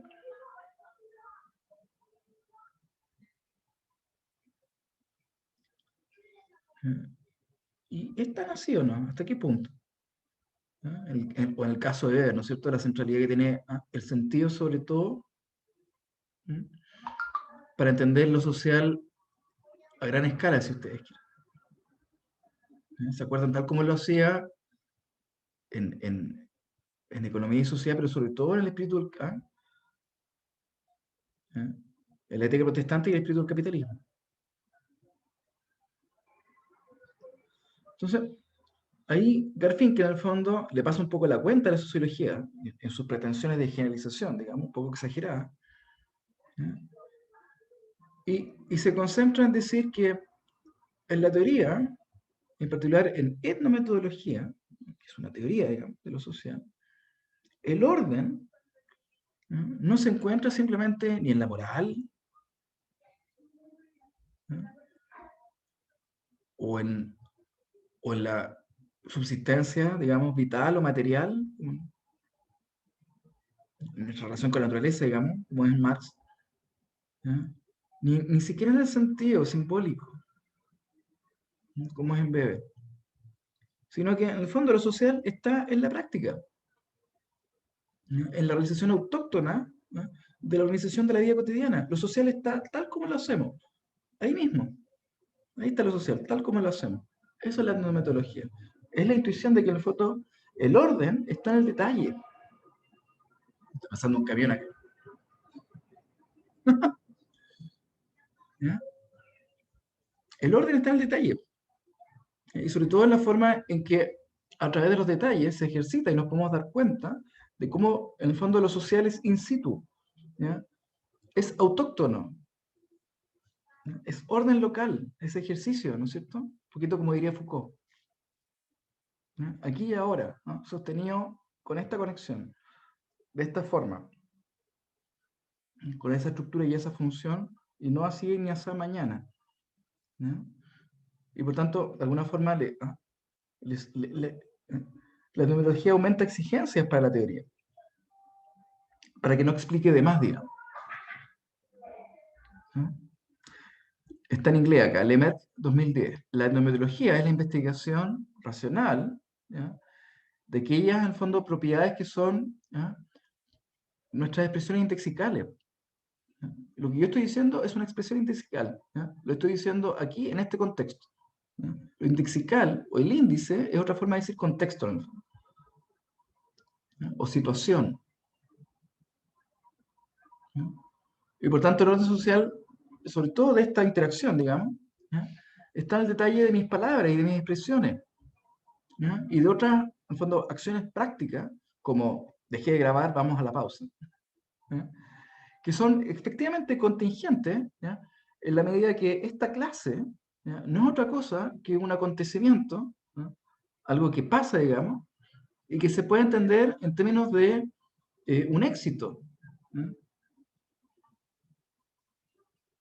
Un accomplishment, como dicen los gringos, ¿no? Esta cuestión de que en el fondo yo cumplo algo. ¿Ya? Lo social hay que cumplirlo no solamente porque hay normas, sino porque es frágil. ¿Ya? Y las organizaciones sociales, digamos, como están en el detalle, digamos, son frágiles. Y por tanto dependen, ¿ya?, de la forma en que practicamos, ¿ya?, el arte de la vida cotidiana. A mí me parece súper obvio. Me parece bastante más empírico de lo que dice Durkheim o Marx o Weber, que son demasiado abstractos quizás, ¿ya?, al situar lo social simplemente en el sentido, o en la naturaleza, ¿ya?, o en la moral.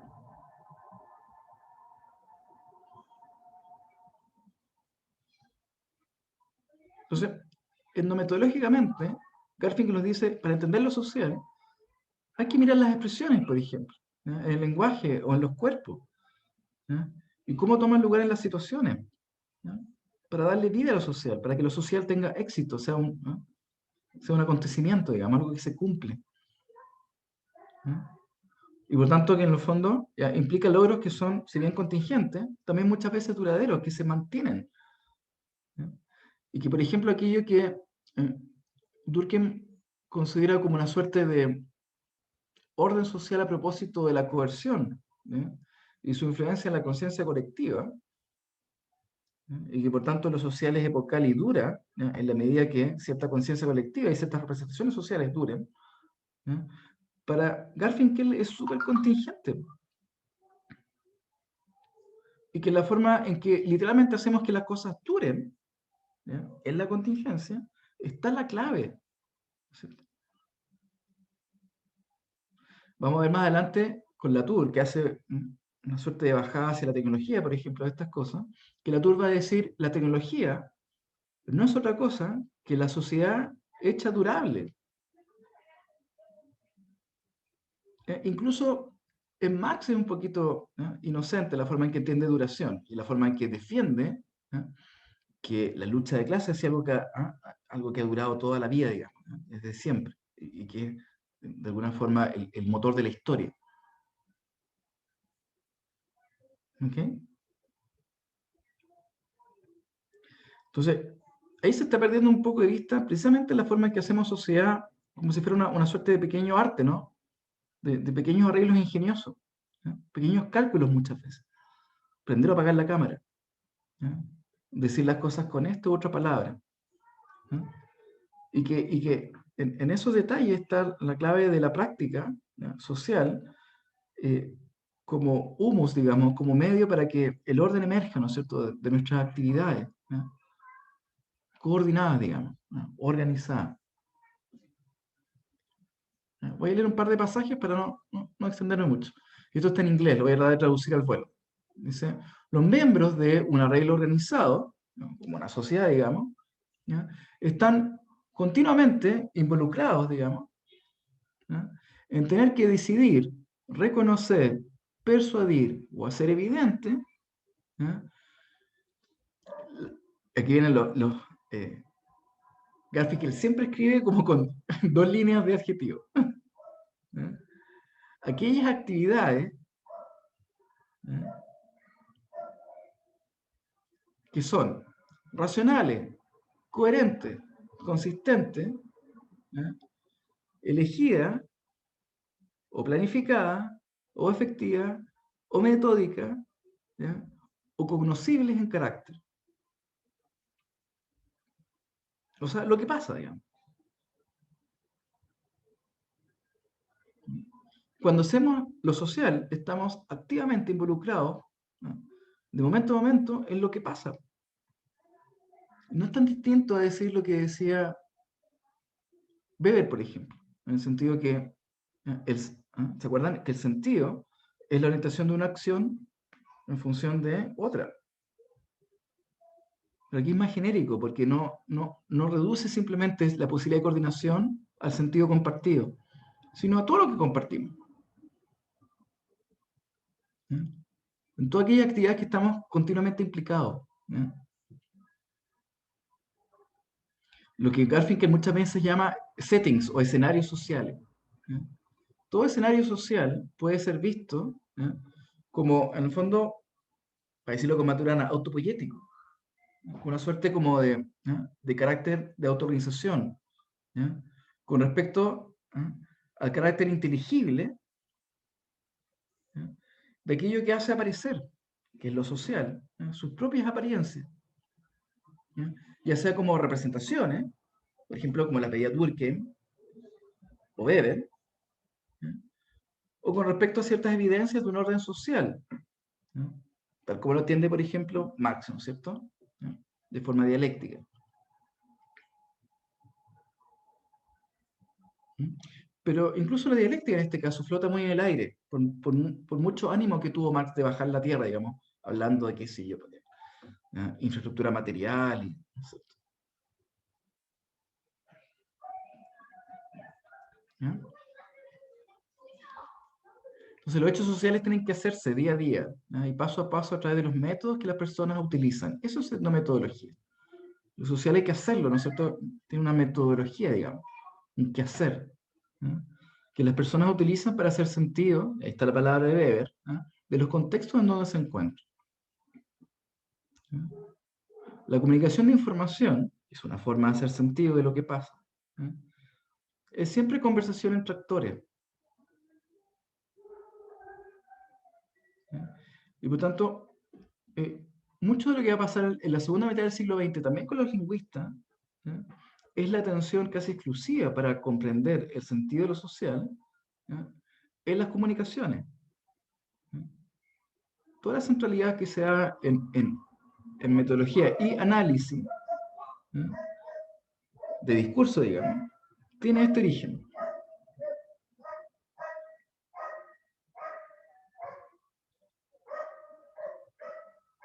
Entonces, en ese sentido, tal como con Weber, ¿no es cierto? La racionalidad puede ser un logro contingente duradero de la forma en que la practicamos, en que practicamos ser racionales, digamos, ¿no? O racionalizar.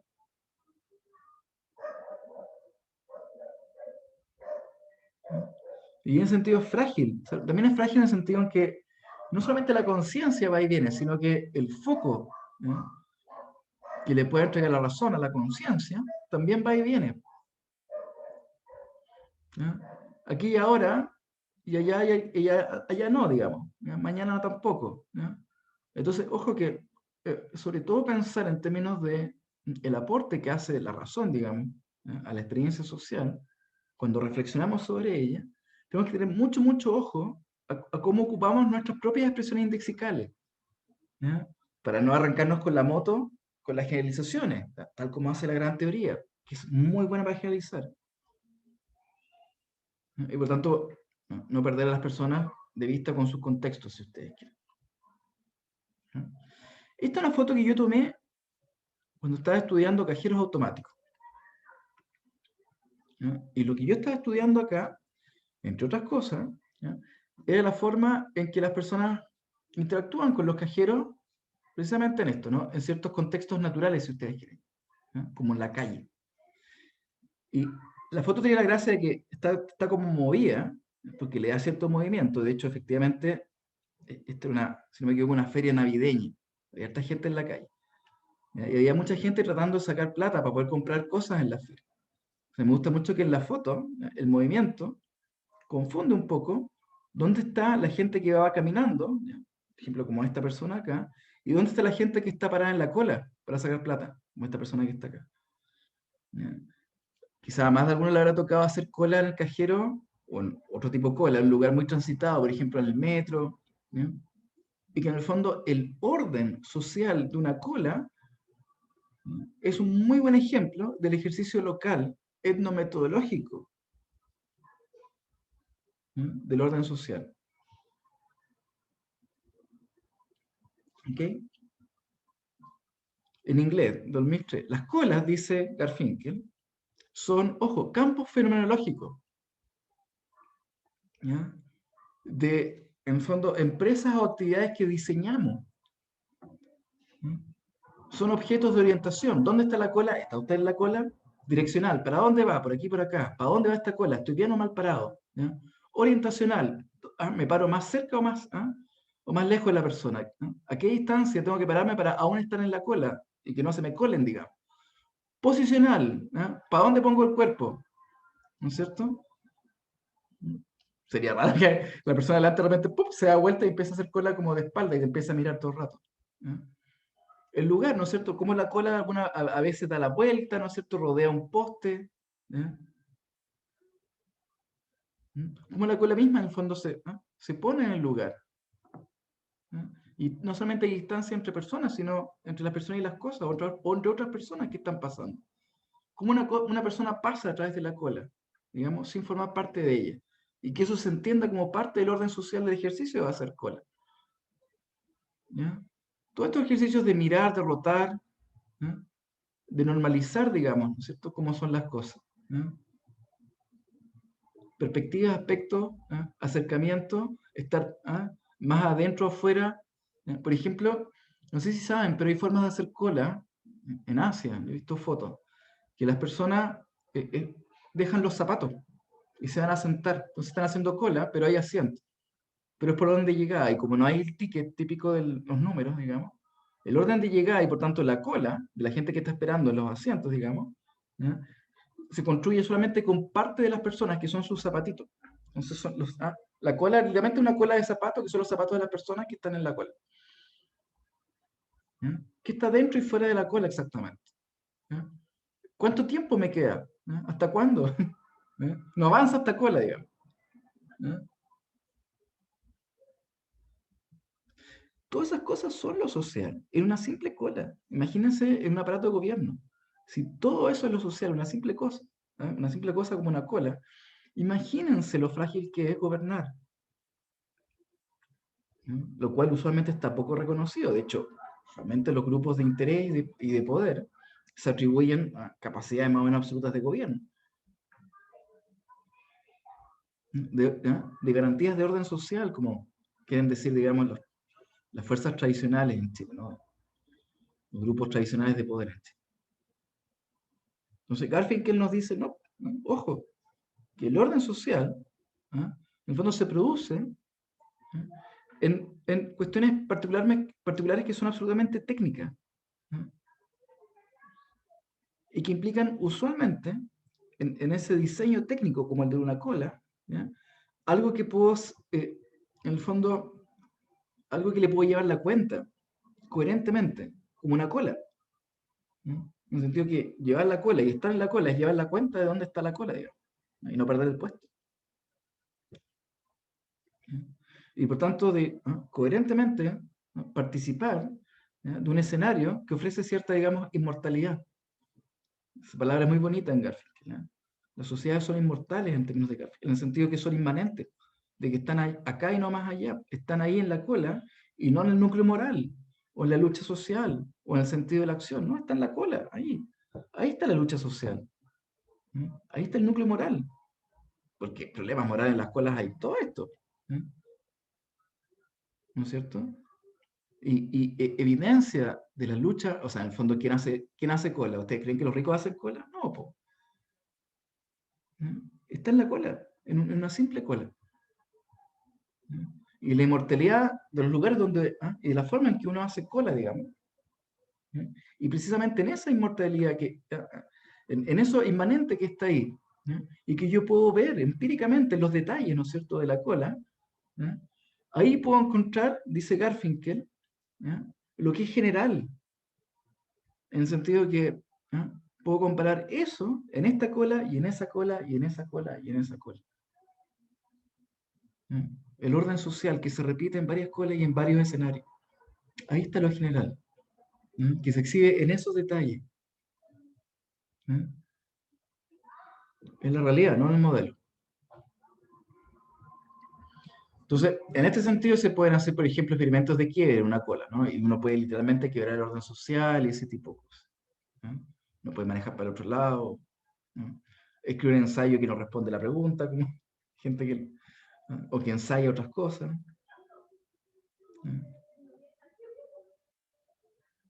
Entonces, hay que tener ojo, ¿no? ¿Qué quiere lo social y qué no? Por ejemplo, el hecho de que hayan ahora 15 personas no quiere lo social, de hecho es totalmente esperable. Yo lo asumí.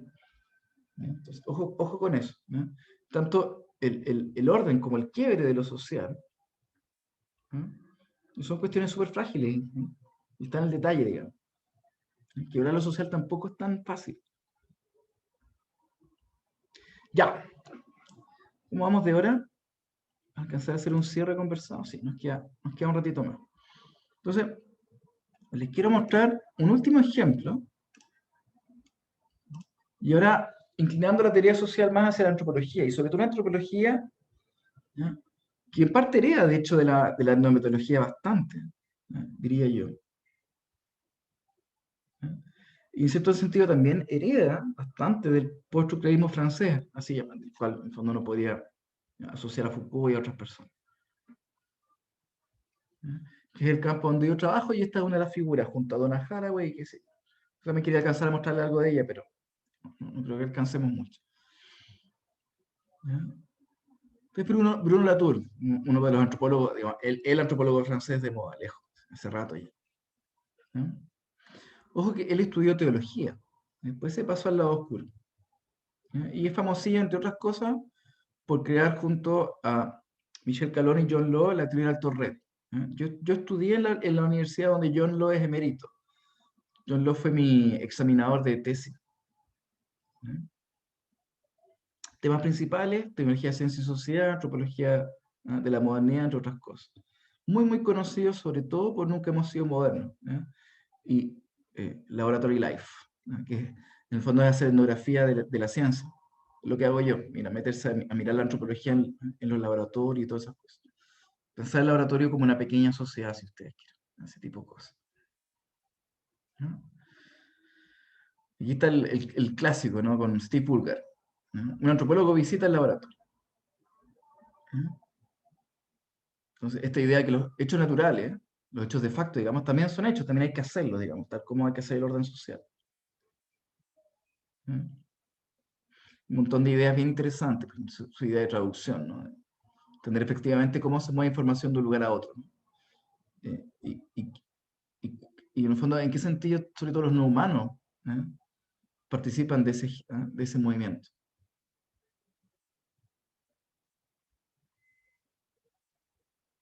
Ya, entra más en detalle, porque esto es bien complejo. Otro clásico él también, donde le tocó estudiar la ciencia, pero en acción, digamos, no solamente en laboratorio, sino también en escenarios más abiertos. Por ejemplo, tal como se hace psicología muchas veces, ¿no? Y es muy heredera de la etnometodología, la idea que en el fondo la ciencia, cuando uno quiere hacer un estudio social de la ciencia, ¿ya? Debe estudiarse en la práctica, en el quehacer de la ciencia. Es muy distinto hacer sociología de la ciencia, por ejemplo, desde la filosofía, ¿no? Por ejemplo, estudiando, qué sé yo, historia de la ciencia, o transformaciones en los paradigmas de la idea. Ciertamente hay una sociología ahí, ¿no? Pero es una forma de estudiar la ciencia un poquito más, sobre todo de estudiar lo social, con una atención un poquito más al detalle, digamos, respecto a su práctica, sobre todo a su método, al método científico, la práctica del método científico. Y por lo tanto es un ejercicio también por abrir la ciencia, por mostrar cómo se hace. Yo estuve haciendo investigación en Chile hace poco sobre esto, ¿no? De cómo se hace la ciencia en Chile, mostrar cómo se hace. Un pequeño ejemplo. Y sobre todo mostrar, como les decía, la intuición de que, y en particular desde la antropología material, ¿no? El estudio de la cultura material y ese tipo de cosas. Estudio de las cosas, digamos. De cómo las cosas llegan a ser sociales y al revés. Cómo lo social llega a estar mediado por las cosas, si ustedes quieren.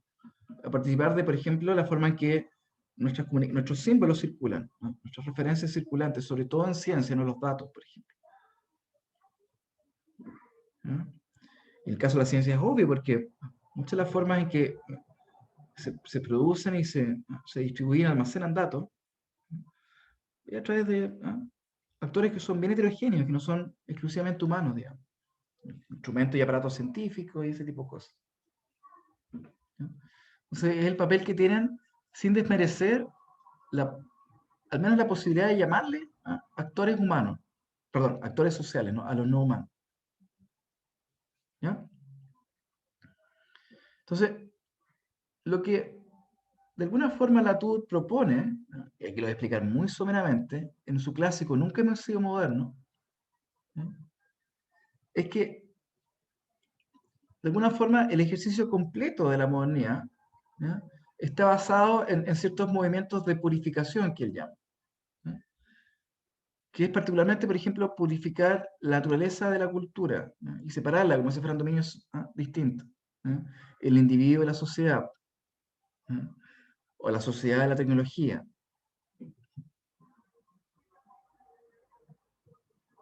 ¿No? Y tiene toda una serie de gestos, por ejemplo, ¿no? Donde explica cómo, sobre todo desde la ciencia, ¿no? Se explica la naturaleza de las cosas, ¿no? De la misma forma en que, qué sé yo, Marx habla de la naturaleza de las cosas, ¿no? Y cómo hay una suerte de división del trabajo en explicar lo que es verdadero y lo que es falso, ¿no? Porque la separación, digamos, de la naturaleza y la cultura, ¿no? La naturaleza se ocupa como en el fondo del mecanismo explicativo de lo verdadero, mientras que la sociedad falsifica. ¿No? Y por tanto la construcción de estos polos, digamos, que nos hacen modernos, y que también nos permiten, por ejemplo, tener conocimientos científicos sobre la naturaleza, a través del cual nos distinguimos de otras sociedades, de otras culturas, etcétera, de los no modernos, digamos. También se construyen, digamos, asimetría, ¿no es cierto?, en la forma en que nos explicamos el mundo.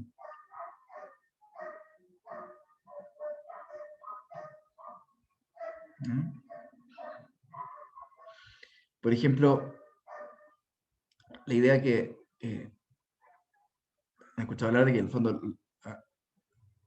la realidad no miente, además los datos no mienten. Son las personas quienes interpretan mal las cosas, o que las falsean, digamos así. Entonces, para entender realmente qué hemos hecho con nuestras explicaciones y nuestras actividades de conocer y de vivir de forma moderna, Latour propone en el fondo interrumpir estas asimetrías, ¿cierto? Y por tanto tener parámetros comunes que funcionen tanto para un polo o para otro, y por tanto que digamos, los revuelva, digamos, los mezcle. Y que nos permita pensar en términos un poquito más híbridos, ¿no es cierto? Naturoculturales, por ejemplo, sociotécnicos. Y generar explicaciones donde lo verdadero y lo falso sea atribuible, digamos, a toda la cadena de actores, tanto naturales como sociales, digamos. Y no simplemente atribuirle a los actores naturales las verdades y al resto todas las falsedades. Y así con cualquier tipo de asimetría.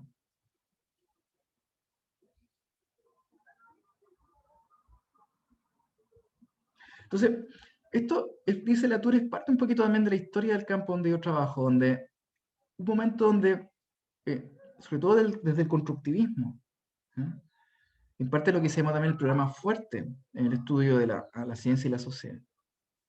Se intentó decir que, en el fondo, nada era muy explicable por simplemente apelando que las cosas son así basadas naturalmente, por mucho que dijera la ciencia. Y, digamos, se intentó decir que el origen de las explicaciones de la ciencia y del conocimiento en general es absolutamente social. Un poquito Foucault también, en parte, se puede asociar a este ejercicio, ¿no? de realmente interpretar un poquito la voz y la verdad que produce la ciencia en función, por ejemplo, de su propia historia. Y de poder explicar a través de historia y sociología, etcétera, o sea, a través de la sociedad, cómo llegamos a decir que cierta cosa es falsa o verdadera. Es un primer principio de simetría, pero muy, muy cargado, digamos, hacia las explicaciones sociales. Y nuevamente, sobre todo la idea de que en el fondo lo social es construido, incluyendo la ciencia, y por tanto falseable. Un primer principio de simetría. Y Latour ofrece un segundo, que es un poquito más generalizado, y que es muy similar a la etnometodología, que es en el fondo a partir de las cosas.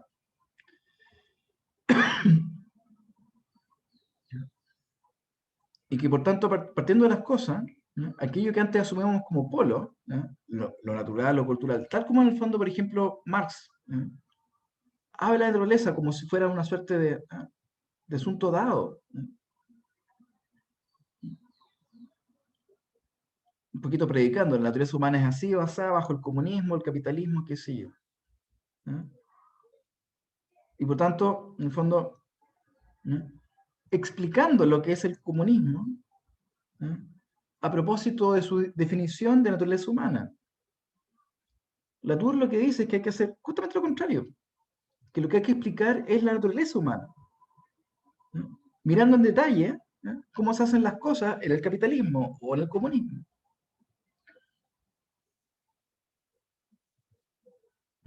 Y no asumir simplemente que en otro modo de producción la naturaleza humana va a ser tal y cual distinta. Y por tanto la explicación tiene que partir, digamos, de las cosas que las entiende, y aquí hay algo que no voy a profundizar mucho, pero que en el fondo, en objetos que son cuasi objetos, que digamos están en construcción, si ustedes quieren, ¿no? Y que son abiertos, porque en el fondo son tanto ensamblajes de naturaleza y de cultura, ¿no? De tecnología y sociedad, ¿no? Que es precisamente aquello que tiene que explicarse. ¿Ya? Básicamente es una forma de dar vuelta al argumento, ¿no? Precisamente para poner atención a aquello que usualmente no se le atribuye rendimiento ni agencia simbólica. ¿Ya? Qué sé yo, el pasto, el oxígeno. ¿Ya? Dar una vuelta a eso y realmente ver cómo el agua o la energía son, o pueden ser efectivamente, actrices o actores sociales. ¿ya? Y por tanto, tener un ejercicio un poquito más simétrico a la forma en que hacemos análisis de lo social, ¿ya? Y en ese sentido dar el ancho, digamos, a la heterogeneidad de quién puede ser actriz o actor social, ¿ya? No reducir el set, ¿ya?, de actores sociales de antemano, ¿ya? Es el ejercicio general del tipo de análisis o antropología que hace Latour. Ya, con eso ya creo que estamos suficientes por hoy. Sí, el resto yo creo que lo voy a subir para no alargarnos mucho la última clase. Así que son, en el fondo, breves ejemplos, ya 3 viñetas, y de alguna forma también 3 maneras de ver la teoría social, digamos, en distintas disciplinas. No solamente en la sociología, como lo hace obviamente Garfinkel, sino también en la historia. En el caso sobre todo de las relaciones sociales como relaciones de poder, en el caso de Foucault, ¿no?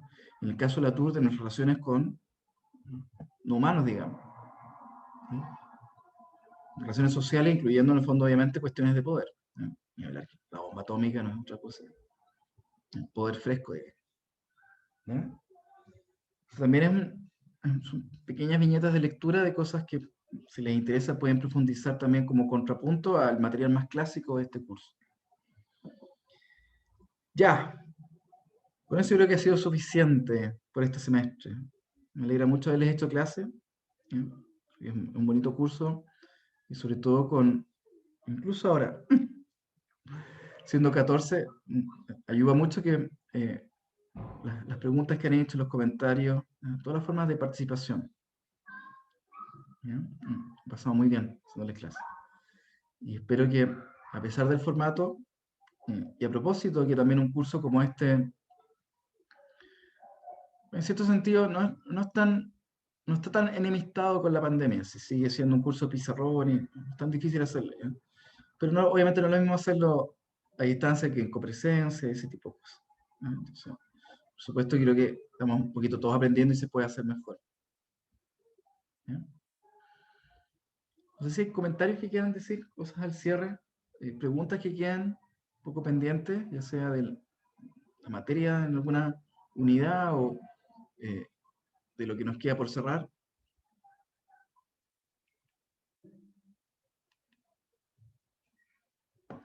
Hay unas preguntas en el chat. Hay puros corazones.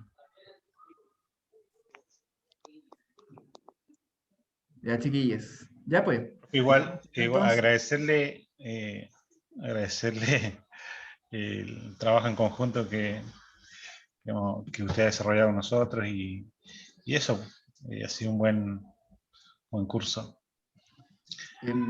como introducción siempre funciona muy bien, porque también yo creo que en su diseño, y yo también trato de darle ese carácter en su ejecución, ¿no? El curso también es un curso de introducción, no solamente a la antropología y la teoría social de la antropología, sino también a la situación general de ingresar, digamos, a una carrera de ciencias sociales en la universidad y también mirar un poquito más allá.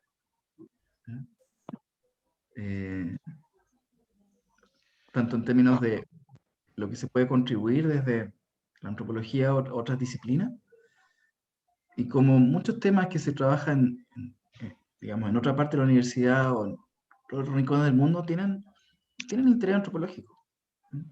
Por ejemplo, lo último que estamos viendo, ¿no? Ciencia y tecnología.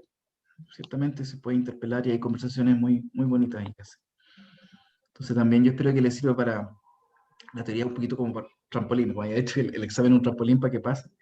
Que un curso de teoría social también sea un trampolín no solamente para darles un impulso en la propia carrera, sino también en su formación universitaria, profesional y también personal. Sobre cómo se llama los ramos de teoría social. Hay 1, 2, 3, 4 me parece. Son 4 ramos de teoría social. Anda poquito. Sí, porque, no sé si, porque más adelante obviamente teoría social es un nombre muy genérico, entonces es probable que más adelante no vean solo sociología o que se vean otras cosas más mezcladas, ¿eh? Y ciertamente, en el fondo, en teoría 1 siempre van a ser los clásicos. Claro. Sí, no, y en el sentido de la contribución que antes usted mencionaba sobre por qué tenemos teoría social y todo eso, me parece que sí contribuye mucho a la formación de un pensamiento, más como madurez para el camino de la antropología en sí. Es importante teoría social. Eso, profe, muchas gracias, muy agradecido. Gracias a ustedes por el cariño. Ya, y recuerden, entreguen. Tenemos Y tiempo gracias, todavía. profe, por Había dicho todo. hasta el... Yo creo que lo más probable es que el domingo, más tarde del lunes, resuelva todo. Y les escriba también con el tema de las fechas de lo que sigue para quien tenga el examen. Entonces ¿Profe? no duden hasta enviar hasta horas razonables, digamos, durante el fin de semana. ¿Ya? ¿Profe? Dígame. No, bueno, por un lado agradecerte la verdad como el contenido que se entrega y que se transmite. Creo que siempre es interesante enfrentarse porque a mí en lo personal lo que me pasó fue como enfrentarme a cosas bastante más densas y sentir que a veces la cabeza no me daba. Entonces, por eso mismo justo con algunos compañeros nos organizamos como para hacer un pequeño grupito de estudio, cosa de poder, no sé, plantear algo, algún autor, alguna de sus obras, y comenzar a darle cosas, empezar ¿cómo decirlo?, a subir un poco el nivel de análisis, porque en lo personal yo siento que quedé cojo me acuerdo con tu materia, me acuerdo contigo hablando sobre cosas y de repente, bueno, ¿y este profe de qué está hablando? Y como que de repente me costaba mucho engancharte y dije, bueno, acá hay que o endurecer el cerebro o sumirse en un pozo de, bueno, no entiendo, me hago el loco y me trato de escapar. Entonces, por ahí de repente, quizás en lo que va del segundo semestre, sería interesante preguntarte algunos como autores un poco para poder quedar como, entre comillas, un poco más nivelado. Sí, obviamente. Eh, Sí, me pueden seguir eh, escribiendo, no hay problema. Yo diría que la teoría siempre tiene eso, que aparte de ser un poquito abstracta, digamos, o muy abstracta en algunos casos, también hay mucha teoría. Y mucha teoría que en el fondo se entiende en conversación con otras teorías, o en contraste con, o en crítica con. Entonces, como, cuando hace teoría siempre se siente como arrojado en la mitad de todo lo que está pasando sin cachar dónde uno está parado. En parte, con el tiempo uno cuando ya va leyendo y leyendo y se van repitiendo los temas y los argumentos, uno ya va armándose un poco el propio mapa, universo ¿no? Pero esa idea por ejemplo, de no entender exactamente si la teoría que estoy, o el concepto que estoy leyendo, si realmente lo estoy, es como síndrome de impostor, ¿no es cierto? Sobre todo cuando uno piensa que entiende y explica, siempre está ahí un poquito, ¿no? Eso siempre puede pasar, aparte que la lectura siempre tiene un poquito de interpretación y eso siempre está ahí. Entonces, por eso también ayuda a hacerlo colectivamente. ¿No? No, claro, no se asusten porque la teoría puede ser muy árida o muy pretenciosa, digamos. Eso siempre va a ser un poquito así. Es una cuestión de gusto nomás. ¿No? Si no les gusta la teoría, bueno, apréndansela y la dejan en la memoria y chao, sigan con otra cosa. Pero la teoría siempre tiene eso. la idea de este pequeño grupo que empezamos a armar, que un poco se planteó y la idea de darnos esto, es que un poco que a través de la grupalidad buscásemos la manera de entender cosas respecto a teoría social, que a veces se nos escapan de las manos. Y cuando tú dijiste, como, bueno, que te lancen un poco medio al medio y sentir uno para dónde va, yo así muy lo sentí, así como que te tiran en pelota en medio de una cancha y uno como, chuti, ¿para dónde escapo? Todos los lados son como... Entonces, era como eso, al menos a mí la sensación constante que me quedó en la clase era como, dijo algo y no entiendo cómo vehiculizarlo, y era como, y uno lo habla con compañeros, y de repente uno busca un video, y uno busca, y lee de nuevo, y como que al final uno termina leyendo la oración, o una frase, o un párrafo, muchas veces sin entender bien para dónde va, entonces uno queda ahí medio en esa, pero de todas maneras, agradecido de cómo fue vehiculizada también la clase, bastante, yo creo que en lo personal siempre agradezco esa cosa medio densa que se da, porque ayuda a trabajar, a masticar un poco, a fortalecer el cerebro, en plan de entender cosas un poco más complejas, con un análisis un poquito más, con una lectura. Hablando de la palabra clave un poquito de esta sesión, ¿no? La idea de ejercicio, digamos. La teoría siempre es un señuelo para el sentimiento, ¿no? Y un ejercicio intelectual en ese sentido, porque hay seducción, hay atención. Y si no te atrae, bueno, o es problema de la teoría o es simplemente no es de tu gusto, ¿no? Eso siempre puede estar. Pues, por ejemplo, para aquellas personas que o no están acá o que no les gusta estar acá o qué sé yo, no hay ningún problema. Así, no hay obligación de picar, ¿ya? De pescar, digamos. ¿Ya? Excepto para las obligaciones que son rutinarias en su formación profesional, pero obviamente las actividades más adelante si trabajan. A menos que sean intelectuales o qué sé yo, no van a andar haciendo la pega teoría. Para que no se preocupen para quienes nadie paga por hacer teoría. Sale muy barata. Pero de otra forma, si disfrutan haciendo teoría o leyéndola o qué sé yo, yo creo que lo más bonito es compartirla. No solamente explicarla o estudiarla, sino también inventarla juntos. ¿No? Entonces aquí nos hemos dedicado simplemente a diseminarla, digamos, distribuirla y aplicarla y ese tipo de cosas. Pero no hemos creado mucho nuevo, digamos, teóricamente. Y quizás los cursos de teoría, incluso un curso 1, podría dedicar parte de su currículum, no solamente a comprender teoría, sino a crear teoría. Por mucho que estén en primero, yo creo que a veces no se les dan demasiada atribución, tal como no se les dan atribución a los niños de que no tienen teoría y esas cosas. Creo que no es verdad. Pero uno tampoco puede hacerlo todo así. Pero es curioso que, claro, que las instancias de taller, por ejemplo, podríamos haber aprovechado en ese sentido. Quizá en un contexto de presencialidad podría ser más fácil y conversable más adelante. ¿Sí? Eso. Ya, chiquillos, ahora sí me despido. ¿Ya? Cualquier cosa escriban y entreguen. Ojo que los ensayos 2 faltan hartos que entreguen. ¿Ya? Y si no entregan, obviamente va un 1, así que eso aumenta la tasa de examinados. ¿Ya? Lo va a pillar el examen igual si no entregan, así que. ¿Ya? Chao, profe. Gracias. Chao, profe. Chao. Chao, que estén bien. Chao, profe, gracias. Chao. No me queda bien claro el examen. Si lo tienes que dar, ahí lo conversamos. Chao, No profe. te preocupes. ¿Ya? Ahí vemos el Ah, examen. Gracias por el dile. semestre. Les voy a escribir un correo y todo el cuento si lo tienen que dar. ¿Ya? Ok, profe. Hasta luego, cuídese. Chao. No me enojo. Chao, chao.